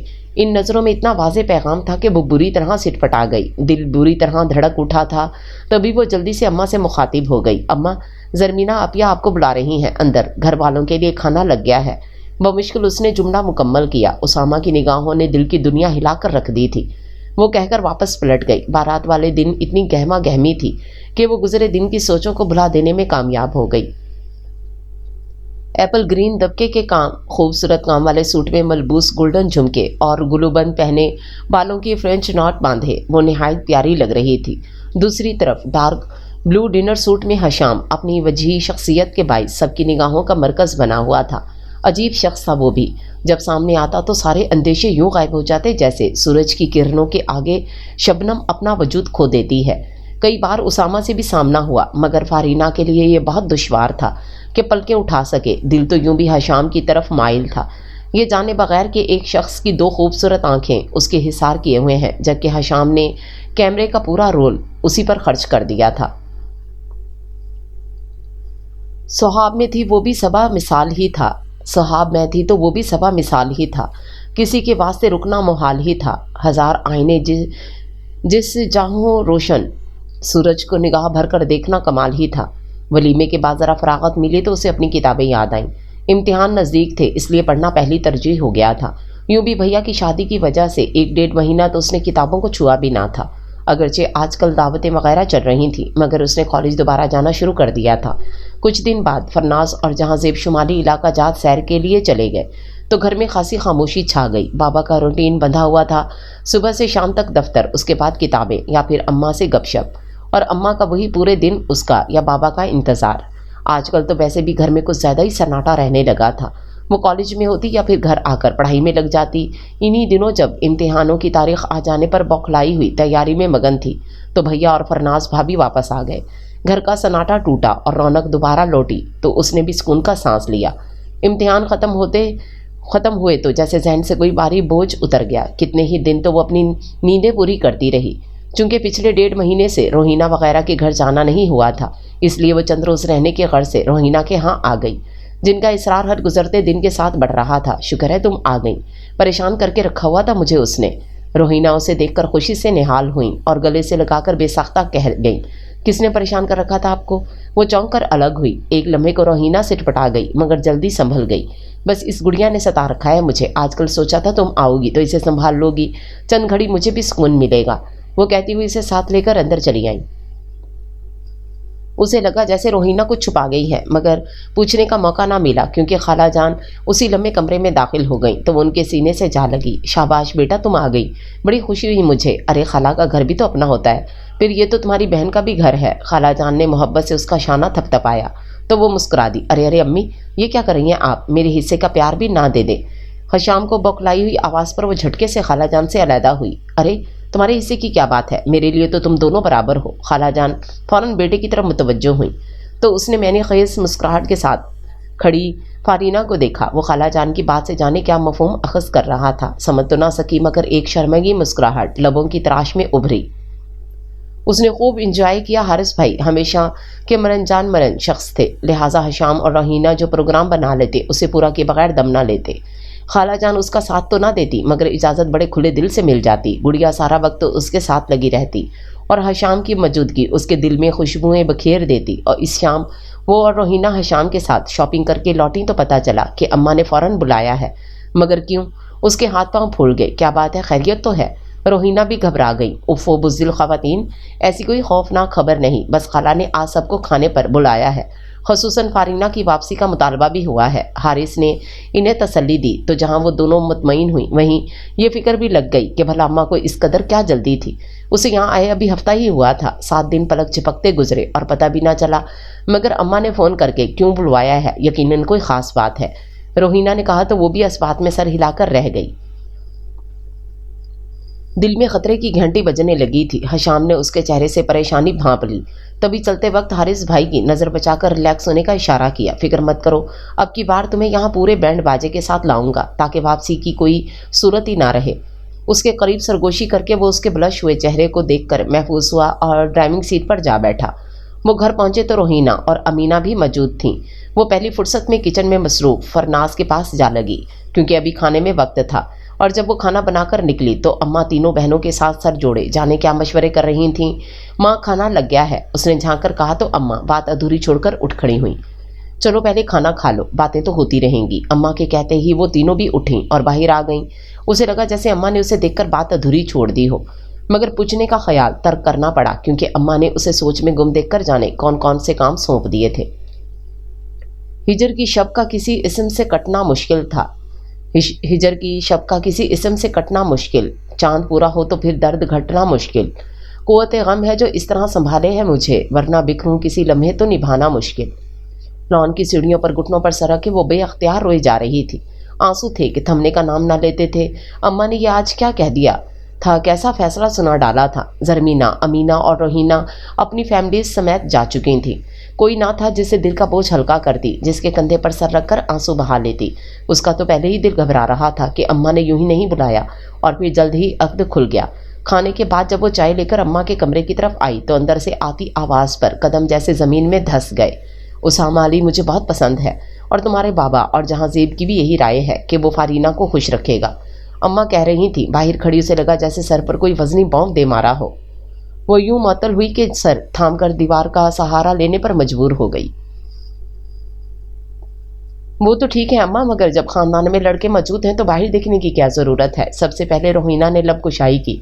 इनके लहजे में वाज़े परेशानी थी। फारीना का पूरा वजूद उनके सवाल पर कान बन गया। वो सारी हसियात समेत अम्मा की आवाज़ की तरफ मुतवज्जो थी। खानदान में लड़के और लड़कियां कहाँ हैं? फूफी के दोनों लड़के माशाल्लाह से दामाद बन चुके हैं। खाला के घर तुम ब्याह कर गई, रह गए मामू तो उनके बेटों की शादियां हो चुकी हैं, और चचा के तो कोई बेटा ही नहीं। अम्मा ने बड़ी बेदर्दी से हशाम की मौजूदगी को नज़रअंदाज कर दिया। फारीना के सीने में सांस घुट सा गया। मगर अम्मा, हशाम भी तो है, रोहीना ने डरते डरते कहा। और क्या अम्मा, हशाम तो घर का देखा भाला है, अमीना ने भी फ़ौरन कहा। और फिर दोनों एक दूसरे के मिजाज से भी वाकिफ़ हैं, जरमीना ने तायीद की। अम्मा ने चंद सानिये सबको देखा, फिर गहरी सांस ली। मैं जानती हूँ हशाम भी है, और तुम्हारी खाला ने मुझे इशारों में कई बार समझाने की कोशिश भी की। उन्होंने जैसे इंकशाफ किया। रोहीना को तो कुछ अंदाज़ा था, मगर जरमीना, अमीना और फारीना सभी मुतहिर रह गईं। मगर मैं फारीना की शादी हशाम से नहीं करूँगी। दूसरे लम्हे उनका कतई और हतमी लहजा कमरे में गूंजा तो अंदर रोहीना और बाहर खड़ी फारीना दोनों जैसे तड़प उठी। मगर क्यों अम्मा? रोहीना की ज़ुबान से उसके दिल का सवाल फूट पड़ा। बस अब एक घर में दो बेटियां नहीं दूंगी मैं, भुगत लिया एक को, बस अब और नहीं। माँ के दिल गिरफ्तार अंदाज पर जरमीना और अमीना नज़रें झुका गईं। लेकिन अम्मा, लेकिन कुछ नहीं रोही। फारीना को मैं अमीना की तरह जल्दी आग में नहीं फेंक सकती। तुमने देखा नहीं, पहले एक बहन परेशान थी, उसका मसला हल हुआ तो छोटी की ज़िंदगी उजेरन हो गई। मगर अम्मा, हशाम ऐसा नहीं है, वो तो फारीना को बेहद चाहता है, रोहीना बेख्याली में कह गई। और कमरे में मौजूद चारों नफूस पल भर के लिए साकित हो गए। फारीना के रगों पे में खून जैसे मुंजमद हो गया। पथराई आंखों को गैर मरई नुक्ते पर मरकूज किए वो दीवार का सहारा लिए सुन खड़ी थी। इस वक्त सिर्फ उसकी समातें काम कर रही थीं। रोहीना, जरमीना को यकदम एहसास हुआ कि वो क्या कह गई हैं, जब ही उनकी आवाज़ पस्त हो गई। कम अज़ कम अम्मा के सामने तो इन्हें ये सब यूँ नहीं कहना चाहिए था। हशामी क्या, मेरी खाला जान और हारिस सबकी ही यही ख्वाहिश है। और फारीना की? अम्मा पूछना चाहती थी, मगर सवाल अमीना के दमा से उभरा। फारीना, रोहीना कुछ मुतवज्जब सी थी। उसका तो आप उससे पूछें, मुझे इसे पूछने की ज़रूरत नहीं। बिलाखिर अम्मा ने खंकार कर तिमकनत से कहा, फारीना मेरी बेटी है, वो वही कुछ करेगी जो मैं और तुम्हारे बाबा चाहते हैं। उनके लहजे में ऐसी सख्ती थी जैसे अगर जान भी मांग लेंगी तो दे डालेगी। और ये नखरा कुछ बेजा भी ना था। रह गई पसंद या नापसंद की बात, तो जब आपस में मिलना जुलना होता है तो ऐसे ख्यालात सबके जहनों में आते हैं। मगर वो दोनों अभी बच्चे हैं, अपना बुरा भला हमसे बेहतर नहीं समझ सकते। हाँ, अम्मा गुजरे ज़माने की खातून थीं, अब भी अज़मना वस्ती के अंदाज में सोचती थीं। और यूं भी एक घर में दो बेटियां देने से एक कभी सुखी नहीं रहती। तुम देख नहीं रही अमीना की जीती जागती मिसाल? अम्मा ने रोहीना से बराह रास्त कहा, जिनके चेहरे पर उलझन और इख्तलाफ साफ झलक रहा था। और बाहर खड़ी फारीना का दिल जैसे डूब रहा था, जबकि ट्रॉली में रखी पड़ी चाय ठंडी हो गई थी। हर इंसान की अपनी किस्मत होती है अम्मा, अमीना ने शिकस्ता लहजे में कहा। हाँ, किस्मत तो होती है, मगर कुछ बातों का अख्तियार तो इंसान को भी होता है। माँ एकदम सख्त हो गई। फिर भी अम्मा, एक गैर शख्स के मुकाबले में हशाम बहुत अच्छा है, सबसे बढ़कर ये कि अपना है। अपना मारे भी तो छाँव में डालता है। जरमीना बहन की हमायत कर रही थी। हाँ, यही तो दुख है कि अपना भी मारता है। अम्मा अब दीदा हो गई, और जितना नज़दीक हो उतना ही कारी वार करता है। अपनों के दिए ज़ख्म ज़्यादा अजियत देते हैं बेटा। ये बात तुम अपने पापा के दिल से पूछो। अम्मा का दिल यूं ही दुखता रहता था। प्लीज़ अम्मा, दिल छोटा ना करें, मैं बिल्कुल ठीक हूँ। अमीना, نے ان کے کندھے سے لپٹے ہوئے کہا، خدارا میرے ماضی کے آئینے میں فارینہ کا مستقبل تلاش نہ کریں۔ آپ کو جو فیصلہ کرنا ہے اس بات سے قطع نظر کریں کہ میرے ساتھ کیا ہوا تھا۔ میری اپنی زندگی اپنا نصیب ہے اور بہت اچھا ہے اماں، لاکھوں کروڑوں لوگوں سے بددرجہ بہتر۔ پھر سب سے بڑی بات یہ ہے کہ آپ کی دعائیں ہیں، سب گھر والوں کی محبتیں ہیں، حتیٰ کہ سسرال والوں کی بھی، اور بابا کی بے پناہ چاہت ہے۔ کیا یہ سب رائگاں جائیں گی؟ امینہ کی آنکھیں اشک بار تھیں، مگر وہ اماں کو دلاسا دے رہی تھی۔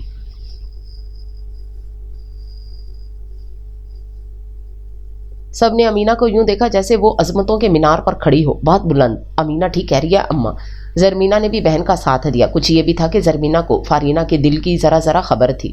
جہاں زیب کی شادی اور اس سے قبل اور بعد کے کئی واقعات ان کے لاشعور میں زندہ تھے، اور آج روحینہ کے تذبذب اور ہچکچاہٹ سے یہ بات ان پر بھی واضح ہو گئی تھی کہ محبتوں کے اس سفر میں حشام اکیلا نہیں ہے، ان کی لاڈلی بہن بھی اس کے ساتھ ہے، اور حشام تو آپ سب کا دیکھا بھالا ہے، جبکہ اسامہ علی کی کون گارنٹی دے گا؟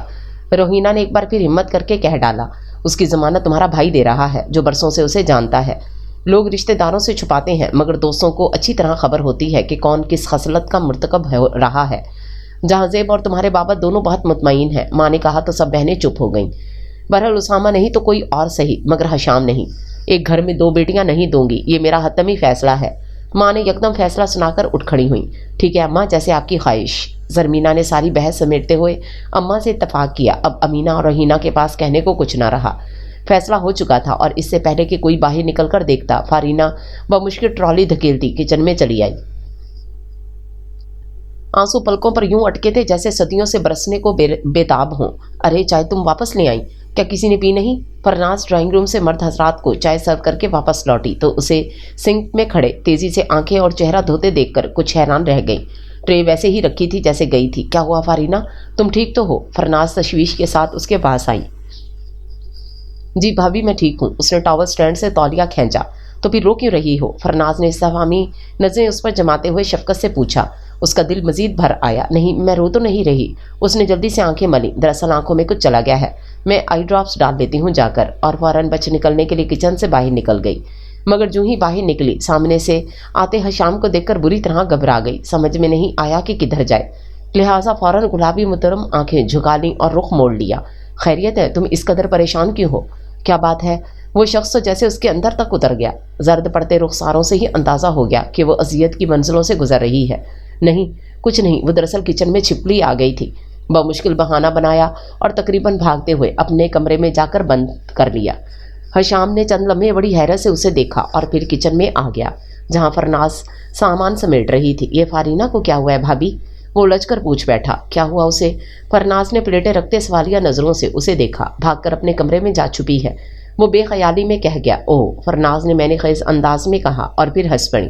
موصوفہ شرما گئی ہوں گی، وہ معاملے کی تہہ تک پہنچ چکی تھیں۔ یہ حشام مزید متحیر ہو گیا۔ اس نے فرناز کی میں نے خیز بات کچھ اور ہی سمجھ لی اور ان کے ساتھ ہنس پڑا۔ کمرے میں بند فارینہ کو پتہ نہ چلا کہ کون آیا اور کون گیا۔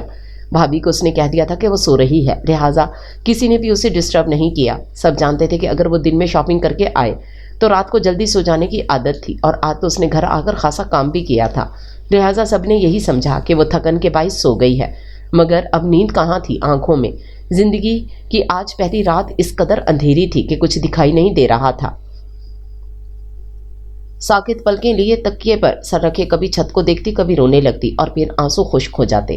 دل میں ہزار باتیں آئیں کہ اماں سے یہ کہہ دے یا وہ کہہ دے، مگر سارے الفاظ اس وقت گونگے ہو گئے جب اماں کمرے میں آہستگی سے داخل ہوئیں اور لائٹ جلائے بغیر اس کے سرہانے آ بیٹھیں۔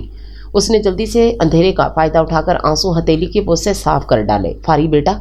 اماں کی نرم نرم انگلیاں اس کے ریشمی بالوں میں گردش کرنے لگیں تو اسے لگا جیسے جلتے ہوئے جسم و جاں کو چھاؤں مل گئی ہو۔ کیا ہوا بیٹا؟ نہیں تو اماں، بمشکل اپنی آواز اور لہجے کو بھیگنے سے بچایا۔ تھک گئی ہو بیٹا؟ ماں کے لہجے سے ٹپکتا محبتوں کا رس اس کے لیے اندر اترنے لگا۔ بہت اماں۔ اس نے کروٹ لے کر چہرہ اماں کی گود میں چھپا لیا۔ اس وقت آنسوں پر ضبط رکھنا کس قدر دشوار تھا، کوئی اس سے پوچھتا۔ اسامہ کی بہن کے 2-3 فون آ چکے ہیں بیٹا، اب ہم لوگ جواب دینا چاہ رہے ہیں۔ تمہیں معلوم ہے کہ اچھی بیٹیاں والدین کی رضا کے آگے ہمیشہ سر جھکاتی ہیں، مگر یہ فرمان رسول صلی اللہ علیہ وسلم اور حکم خداوند ہے کہ تم سے پوچھا جائے، لہٰذا اچھی طرح سوچ سمجھ کر مجھے بتا دینا۔ اماں نے نرمی اور محبت سے کہا، اور اسے یہ سمجھنے میں دیر نہ لگی کہ اماں کے لہجے میں بے پناہ آس اور خوشی ہے، اور وہ سوچ رہی تھی وہ یہ خواب کس طرح توڑے گی، کیسے ان کی خوشی پامال کرے گی، کیا ایسا کر سکے گی؟ سوالات بگولوں کی مانند اس کے گرد چکر کاٹ رہے تھے اور لان کی سیڑھیوں پر بیٹھے 13ویں چاند کی رات میں اسے گھٹا ٹوپ اندھیرے میں ڈوبی محسوس ہو رہی تھی، بالکل ایسے ہی جیسے اس کی محبت قسمت کے شفاف فیصلوں کی سیاہی میں گم ہونے جا رہی تھی، اور باوجود خواہش کے وہ خود کو اور اپنی خواہشوں کے اس روشن نگر کو تاریکی کا حصہ بننے سے نہیں بچا پا رہی تھی۔ میری تقدیر کی نیر نگیوں میں میری تدبیر کی شرکت عجب تھی۔ کتنی عجیب بات ہے کہ دل کے خسارے میں سب سے بڑی بولی خود اس کی اپنی تھی۔ کبھی کبھی تقدیر انسان سے ایسے فیصلے کرا لیتی ہے کہ بظاہر اختیار اس کا ہوتا ہے، مگر باطن بے اختیاری کا خنجر محبت کے دل میں اتر جاتا ہے۔ فارینہ احمد کے لیے خود کو سزا سنانا کتنا جاسوس تھا، یہ تو صرف اس کا دل جانتا تھا۔ اماں کی خاطر اس نے اپنی پلکوں سے رنگین خواب نوچ پھینکے تھے، خواہشوں کی ننھی کونپلیں دل کی زمین سے اکھاڑ پھینکی تھیں، مگر اس پولیس رات سے گزرنا کس قدر اذیت ناک اور جانگسل تھا کہ باوجود کوشش کے وہ اپنی آنکھوں کی سرزمین پر برسنے والے سامن کو نہ روک سکی۔ اماں، بابا اور جہاں زیب بھیا کے ساتھ ساتھ فرناز نے بھی اس کا اقرار سنا تو خوشی سے نہال ہو گئیں۔ 3 راتوں کے رت جگے کے بعد وہ اس نتیجے پر پہنچی تھی کہ خوابوں کو شکست دینا اماں کو ناراض کرنے سے زیادہ آسان ہے، گو کہ وہ جانتی تھی کہ اماں اس کی ضد کے آگے جھک بھی سکتی، مگر وہ ان کا فخر بننا چاہتی تھی۔ ان کی دعاؤں کے ساتھ زندگی کے اگلے سفر پر روانہ ہونا اس کی خوشی تھی۔ حشام کے لیے وہ کسی طور راضی نہ تھیں اور یہ ان کا آخری فیصلہ تھا، اور جب حشام نہیں تو پھر کوئی بھی ہوتا اسے فرق نہیں پڑتا تھا۔ مردے کو بھلائی سے کیا غرض کہ کہاں دفن کیا جا رہا ہے، سو وہ بھی اپنے مردہ خوابوں کو علی ولا کی حقیقتوں میں دفن کرنے کے لیے راضی ہو گئی تھی۔ بابا نے جب بے حد خوشی سے اسے گلے لگایا اور بھیا نے شفقت سے اس کا سر تھپکا تو کڑی دھوپ کے سفر میں کسی صاحباں کا خیال دل کے آبلوں کے خوف کو کچھ کم کر گیا تھا۔ اماں نے اس کا اقرار سن کر تینوں بہنوں کو مطلع کر دیا اور سب سے پہلے روہینہ باجی بے قرار ہو کر وہاں آئیں۔ یہ میں کیا سن رہی ہوں فاری؟ تنہائی ملتے ہی روہینہ نے جیسے تڑپ کر سوال کیا۔ کیا مطلب؟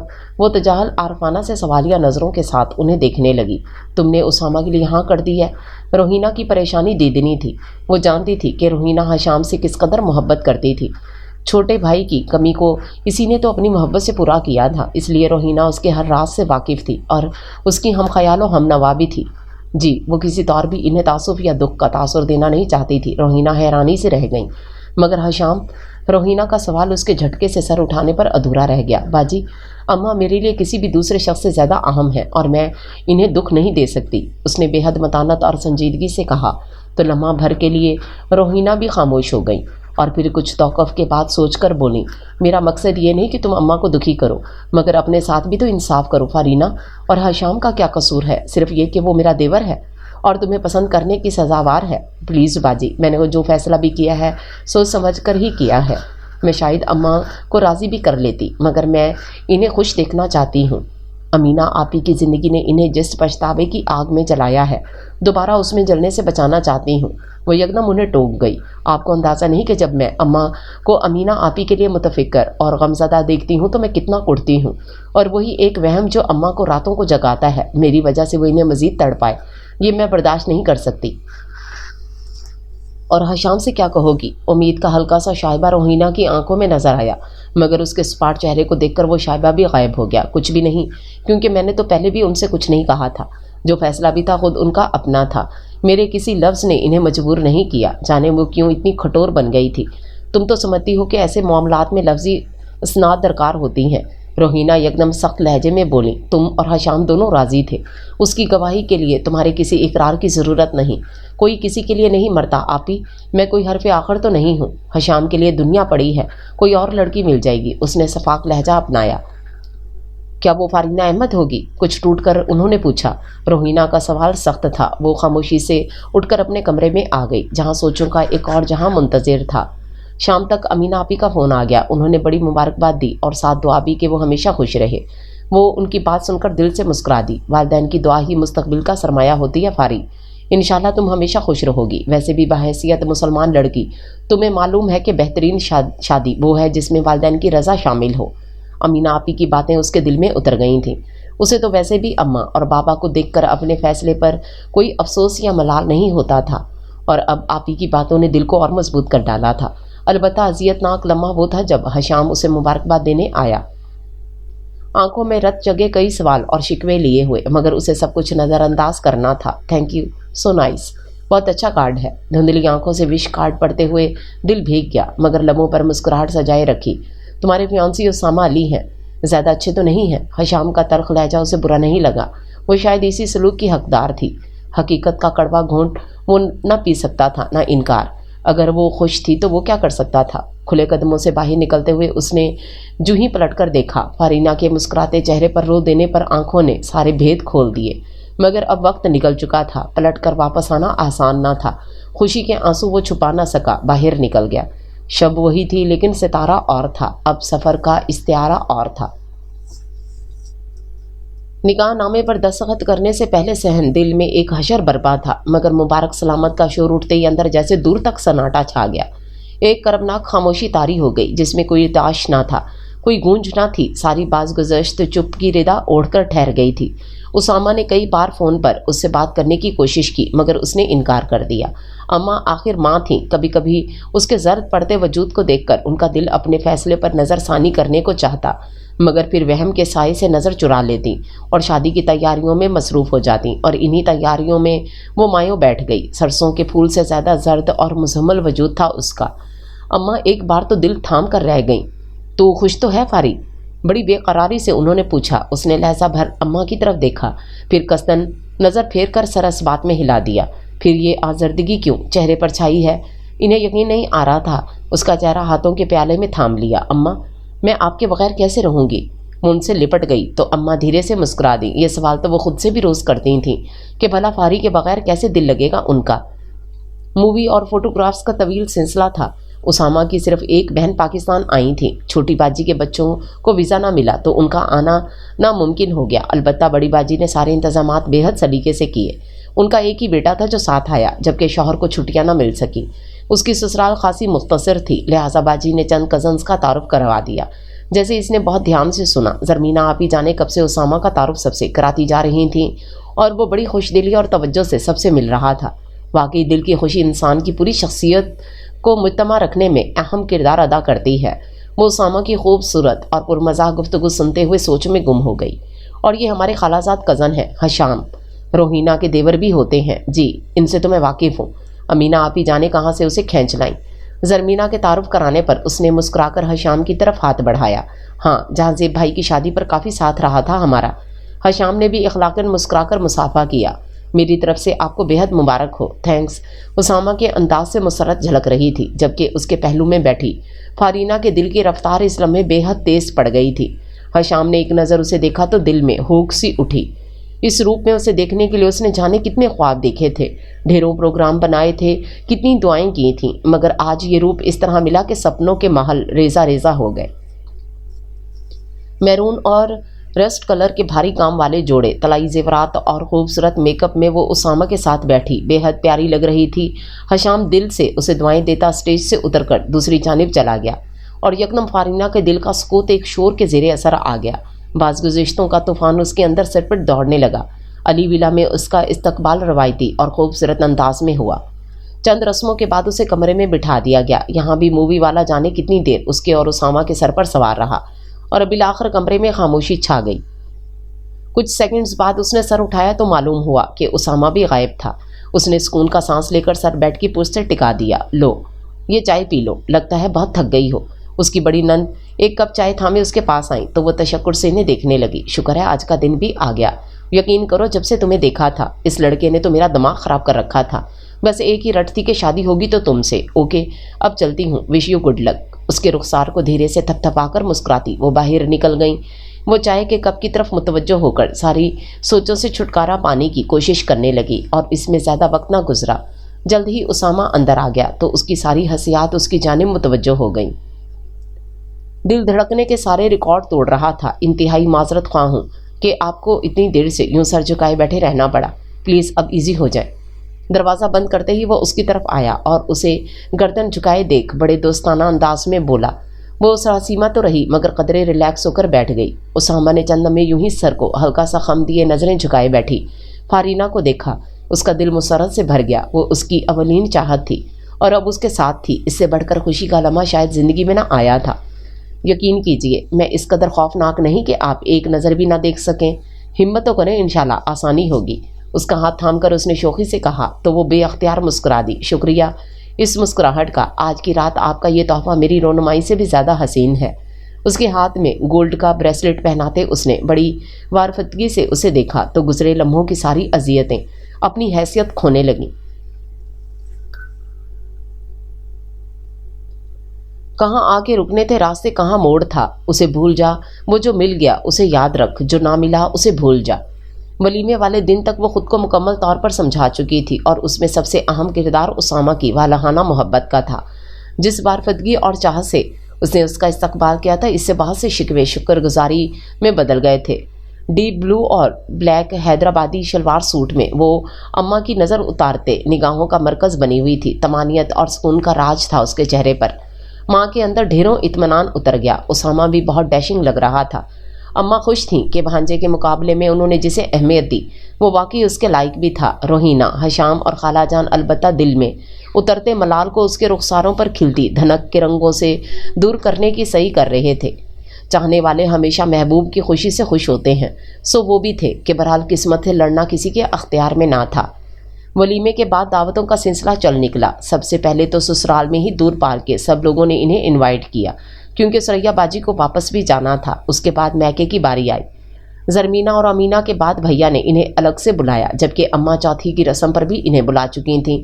سب سے آخر میں روہینہ باجی کے گھر ان کی دعوت تھی، جسے قبول کرنے میں جانے کیوں وہ پسو پیش سے کام لے رہی تھی، اور یہ حرکت اس قدر غیر شعوری تھی کہ جب اسامہ نے اسے ٹوکا تو وہ ششدر رہ گئی۔ آخر تم باجی کو کب تک ٹالنا چاہتی ہو؟ اسامہ نے سرسری سا پوچھا تھا، مگر اسے لگا جیسے وہ رنگے ہاتھوں پکڑی گئی ہو۔ میں نے کب ایسا کہا؟ وہ واضح طور پر سٹ پٹائی۔ کمال ہے یار، تم اب تک مجھ سے ڈرتی ہو، میں کوئی بھوت تو نہیں؟ اس کی ہکلاہٹ کا اسامہ نے کچھ اور مطلب سمجھا تھا۔ وہ سکون کا سانس لیتے ہوئے قصدن سر جھکا گئی۔ یقین کرو پریشان تو میں رہتا ہوں کہ جانے کب کہاں تم خفا ہو جاؤ۔ وہ محبت سے اس کا ہاتھ تھام کر بولا تو وہ بے اختیار کہہ اٹھی، میں آپ سے کبھی خفا نہیں ہو سکتی اسامہ، آپ بہت اچھے ہیں، really, wow, that's more like it. اس کی سنجیدگی کے جواب میں اتنا شوخ جملہ سننے کو ملا کہ وہ محجوب سی ہو گئی۔ اچھا چلو اب روہینہ باجی کے یہاں جانے کے لیے اعتبار پکا کر لو۔ حارث بھائی اور حشام کے ساتھ اچھی گیدرنگ رہے گی۔ یوں بھی خالہ جان کئی بار فون کر چکی ہیں، بار بار انکار کرنا اچھا نہیں لگتا۔ اسامہ حلاوت سے سمجھاتے ہوئے دوستانہ لہجے میں بولا تو وہ سر ہلاتے اٹھ گئی۔ جس قدر وہ حشام کا سامنا کرنے سے بچنا چاہتی تھی، اسی قدر اسامہ اس سے ملنے پر مصر نظر آ رہا تھا، سو ناچار اسے انہیں فون کرنا ہی پڑا۔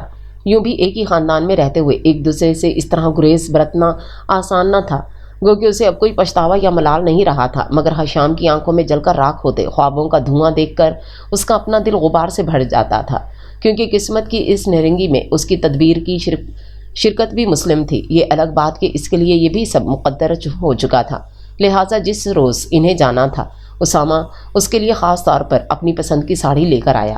پیکٹ کھول کر دیکھا تو گولڈن براؤن لائٹ گولڈن کام کی نفیس ساڑی نے اس کی آنکھیں خیرہ کر دیں۔ کیسی لگی؟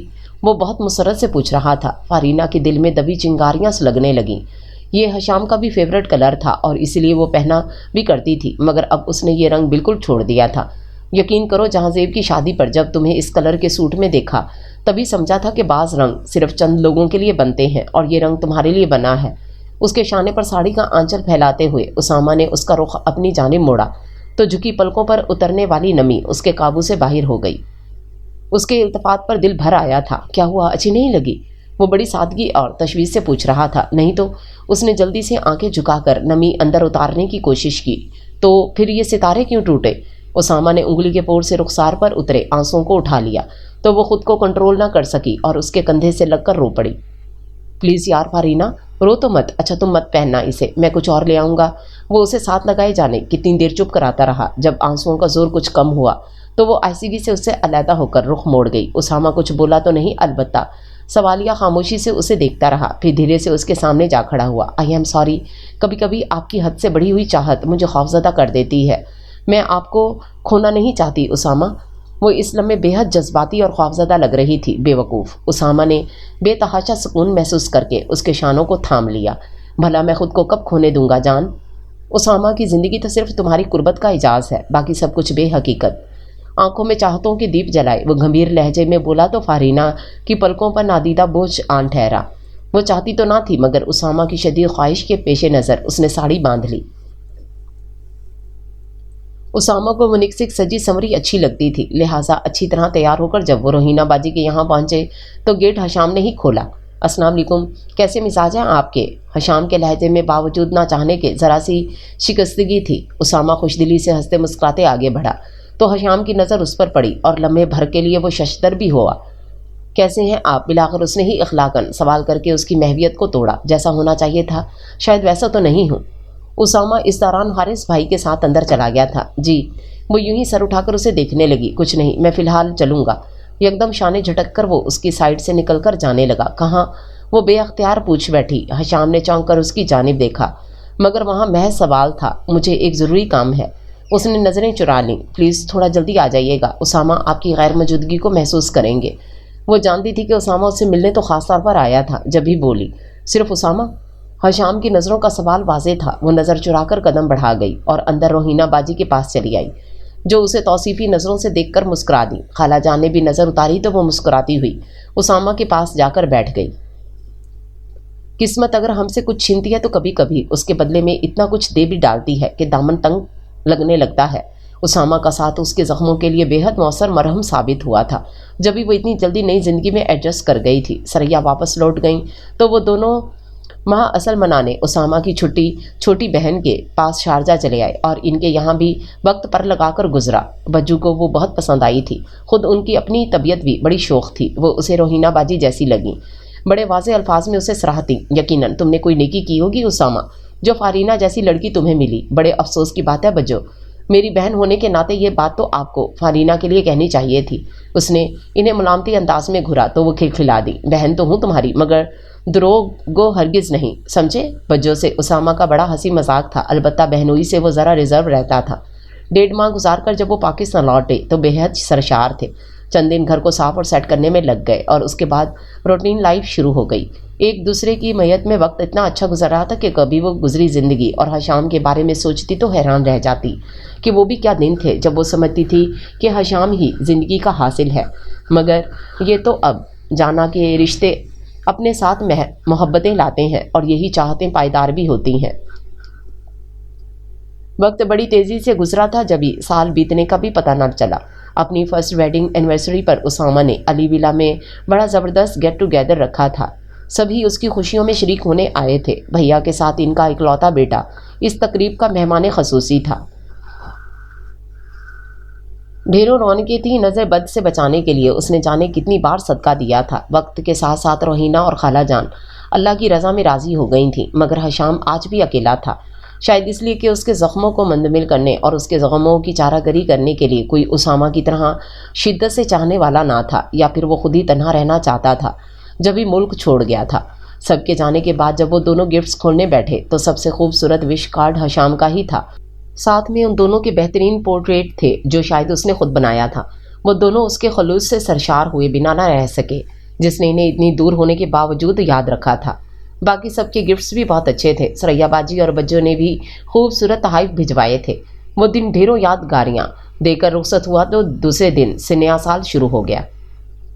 گائناکولوجسٹ کی رپورٹ اس قدر خوش کن تھی کہ لمحہ بھر کے لیے وہ اسے بے یقینی سے دیکھتی رہی، اور جب یقین آیا تو ساتھ بیٹھی زرمینہ اپیا سے لپٹ گئی، جو اسے اپنی لیڈی ڈاکٹر دوست کے کلینک لے آئی تھیں۔ بہت مبارک ہو۔ اپیا نے اسے سینے سے لگایا تو وہ شرما گئی۔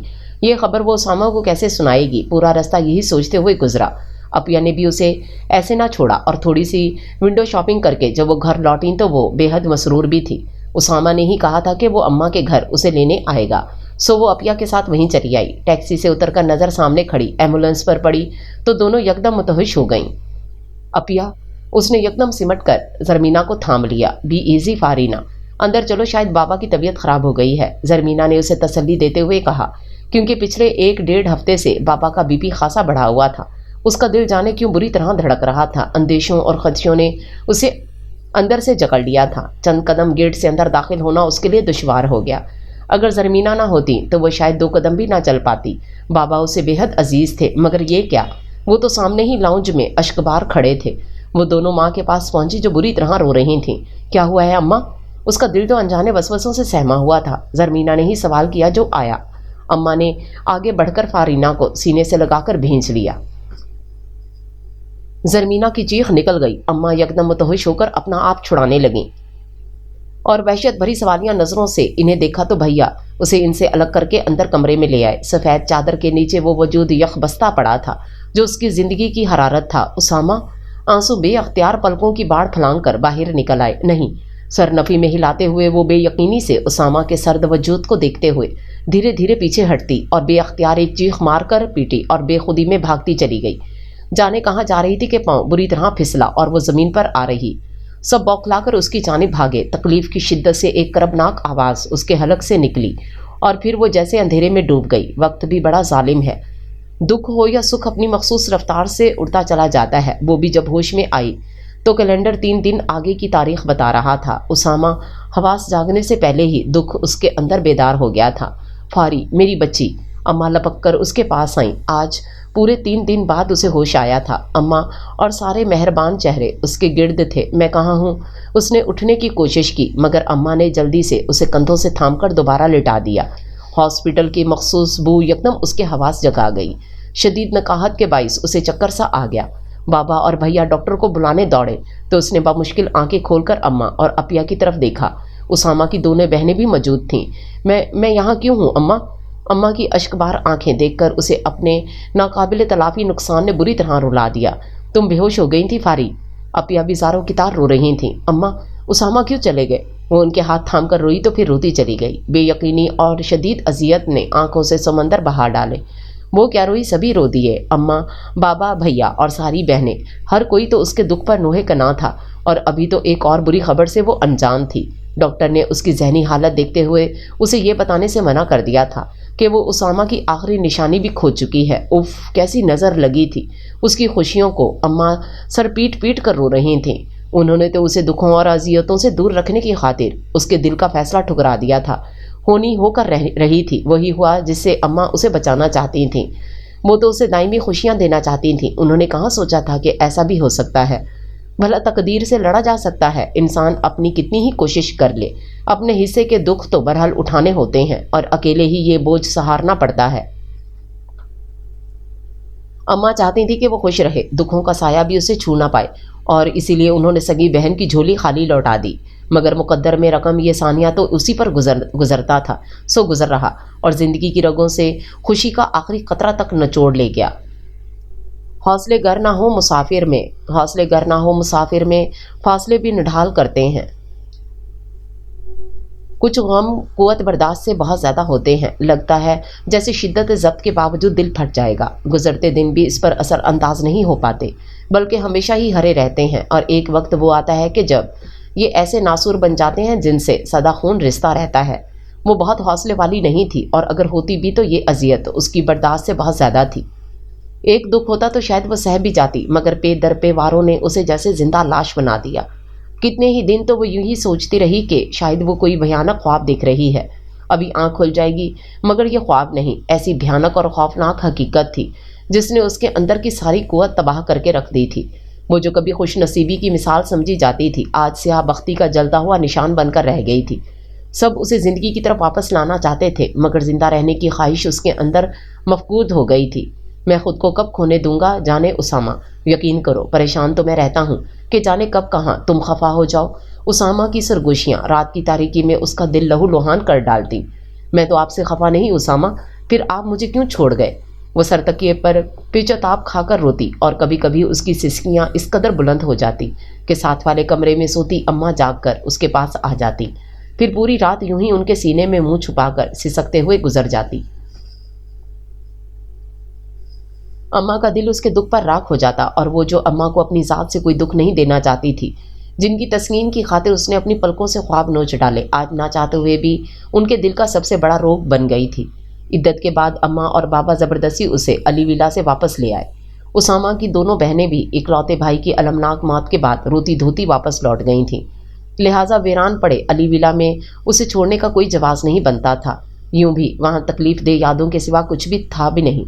वो वापस वहीं लौट आई जहाँ से सफ़र शुरू किया था, मगर फ़र्क इतना था कि पहले चलने की ख्वाहिश और हिम्मत दिल में थी, हौसला जवां और बुलंद थे क्योंकि एक बेहतरीन हमसफ़र साथ था उसके। جبکہ اب نہ تو خواہش سفر تھی اور نہ منزل کا کوئی نشان سامنے۔ بابا اور اماں کے دل سے ہوک اٹھتی تھی جب وہ اس کے اجڑے ہوئے وجود کو دیکھتے، حتیٰ کہ غیر تک اس کی قسمت پر آنسو بہاتے تھے۔ تینوں بہنیں اور بھیا الگ پریشان رہتے۔ یہ سب میری وجہ سے ہوا، میں نے ہی تمہاری قسمت کا فیصلہ اپنے ہاتھوں میں لے لیا تھا۔ کبھی کبھی اماں ضبط ہار جاتیں تو اسے لپٹا کر رو پڑتیں۔ نہیں اماں، ایسا نہ کہیں، وہ سہمی ہوئی آواز میں انہیں ٹوک دیتی۔ ہماری قسمت کا فیصلہ تو وہی ذات عظیم کرتی ہے جو قادر مطلق ہے، آپ کا اس میں بھلا کیا قصور؟ آپ نے تو مجھے دکھوں کے سائے سے بچانا چاہا تھا، اب یہ میری قسمت کہ مجھے تمام تر احتیاطوں کے باوجود یہ غم مل گئے۔ اس کا شکستہ اور بھیگا لہجہ اماں کی سخت آزردہ کر دیتا۔ کاش میں تمہیں خوشیاں دے سکتی میری بچی، وہ سرد آ بھر کر کہتی۔ خوشی اور غم دینا انسان کے اختیار کی بات نہیں اماں، یاد ہے بچپن میں آپ ہمیں قرآن پاک پڑھاتے ہوئے ترجمہ بھی سنایا کرتی تھیں۔ آپ نے ہی سورہ نجم کی ایک آیت کا ترجمہ ہمیں یاد کرایا تھا کہ وہی ہے جو ہنساتا ہے اور وہی ہے جو رلاتا ہے، تو پھر پچھتاوا کس بات کا؟ یہی کچھ ہونا میرا مقدر تھا اماں، اور جب میں آپ کو الزام نہیں دیتی تو آپ کیوں خود کو قصوروار ٹھہراتی ہیں؟ وہ اپنا غم پس پشت ڈال کر اماں کو سمجھاتی اور آنکھوں میں آئے اشک اندر اتارتی رہتی، مگر اماں کے لیے خود کو سمجھانا ناممکن تھا۔ ہار جاتے ہیں زندگی سے جو اپنا جینا محال کرتے ہیں۔ ڈیئر ریڈر اینڈ لسنر، جو ناول ہم ریڈ کر رہے ہیں اس کا نام ہے جو درج تھا تیرے بخت میں۔ امید ہے ناول آپ کو اچھا لگ رہا ہوگا۔ آ جائیے بقیہ حصے کی طرف چلتے ہیں۔ اس عظیم ثانیے کو گزرے 1.5 سال ہونے کو آیا تھا، مگر اس کے اندر زخموں کی فصیل یوں ہی تازہ تھی۔ اس عرصے میں اماں اور بابا کو اس کا دکھ بستر سے لگا گیا۔ شہر دل میں دور تک سناٹا چھا چکا تھا۔ وہ بے حسی کی اس آخری حد پر جا رکی تھی جہاں اپنی سانسوں کی صدا تک سنائی نہیں دیتی۔ ایک جامد اور طویل خاموشی نے حصار کر رکھا تھا، اور یہ چپ اس وقت ٹوٹی جب ایک روز بغیر اطلاع دیے حشام چلا آیا۔ وہ لان میں اپنی مخصوص جگہ پر بیٹھی غیر مرئی نقطے پر نظریں جمائے جانے کن سوچوں میں گم تھی کہ اس کے قدموں کی آہٹ بھی نہ سن سکی۔ چونکی تو اس وقت جب وہ عین اس کی نظروں کے سامنے آ کھڑا ہوا۔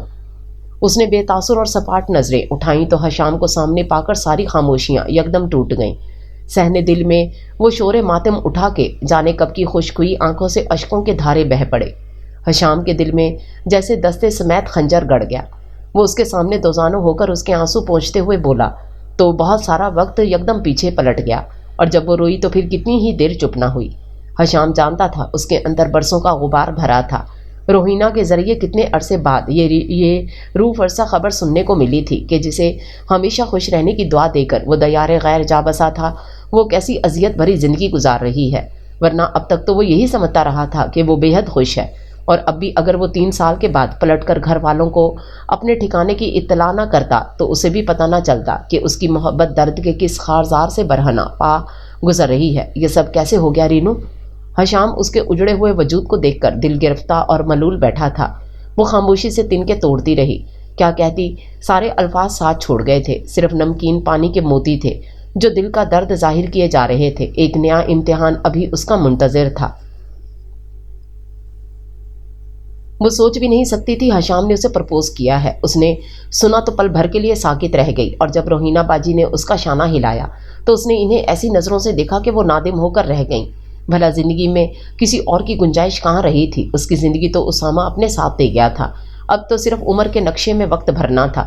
سو اس نے انکار کر دیا۔ نہیں روہینہ باجی، اب مجھ میں صرف یادوں کے مزار رہ گئے ہیں، میں اندر سے مر چکی ہوں، مجھے کسی اور امتحان میں مت ڈالیں۔ وہ اس قدر عاجزی سے بولی کہ روہینہ خاموشی سے لوٹ گئیں۔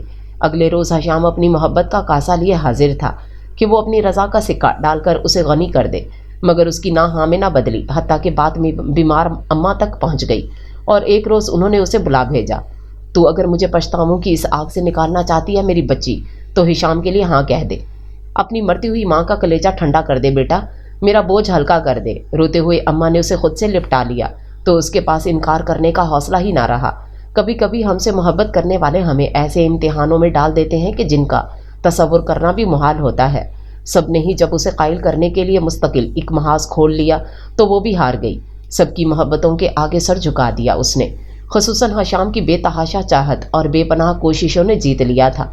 موسم بہار کی ایک حسین شام وہ فارینہ حشام بنا دی گئی۔ وہ دن تھا جس کا ان دونوں نے برسوں پہلے خواب دیکھا تھا، اور اب جب یہ دن آیا تو ان کے دل کی دنیا بہت بدل چکی تھی۔ مگر محبتوں کے چشمے سوکھ جائے تو بھی نہ کبھی اکھڑتے ہیں رشتوں کا حوالہ حاصل ہو جانے پر چاہتوں کے سوکھے دھان بھی ایک بار پھر کھل اٹھے تھے۔ وہ دونوں بھی دوبارہ جی اٹھے۔ حشام نے اس کے لیے فارینہ لاج بنوایا تھا۔ جب وہ اس میں داخل ہوئی تو بے اختیار اسامہ اور علی ولا یاد آ گیا۔ علی ولا کا ایک ایک گوشہ اس نے بھی تو یوں ہی دکھایا تھا اسے جیسے اس وقت حشام اپنے ساتھ کسی گھر کا ایک ایک کونا دکھا رہا تھا۔ آنسو آپ ہی آپ نوکے مسرگاں پر آن اٹکے، جنہیں باوجود کوشش کیے وہ حشام سے نہ چھپا سکی۔ وہ بھی اس کے دل کی حالت سمجھتا تھا، تبھی دھیرے سے اپنے شانے سے لگا لیا۔ میں جانتا ہوں رینو کہ ماضی کو، وہ بھی اس قدر حسین اور روشن وقت کو بھلانا آسان نہیں، مگر اسے یاد رکھنے سے بھی تو کوئی فائدہ نہیں ہے۔ وہ نرمی سے اسے سمجھاتے ہوئے کہہ رہا تھا، پلیز خود کو سنبھالو، میں تمہارے ساتھ ہوں۔ یہ دعویٰ تو نہیں کرتا کہ تمہیں گزری ساعتوں سے زیادہ خوشیاں اور سکون دے سکوں گا، مگر میری چاہتیں اور محبتیں کسی بھی طرح کسی سے کم نہیں۔ پلیز ایک بار میرا اعتبار کرو۔ اس کا ہاتھ تھام کر اس نے بڑی محبت سے کہا تو فارینہ کا دل یکدم بھر آیا اور بمشکل اس نے دل میں جلتے یادوں کے دیے کو پھونک مار کر بجھا دیا کہ گزرے وقت کو بھلانے کے سوا چارہ بھی کیا تھا۔ یوں بھی حشام کی محبت اپنا دامن واقعی اس کی منتظر تھی، جس سے نظر چرانا اس کے اختیار میں نہ رہا تھا، اور اس کی چاہتوں کی چھاؤں میں گزرتا وقت اسے یہی کہتا رہا، کیوں اٹا ہوا ہے غبار میں غم زندگی کے فشار میں، کیوں اٹا ہوا ہے غبار میں غم زندگی کے فشار میں، وہ جو درج تھا تیرے بخت میں وہ ہو گیا، اسے بھول جا۔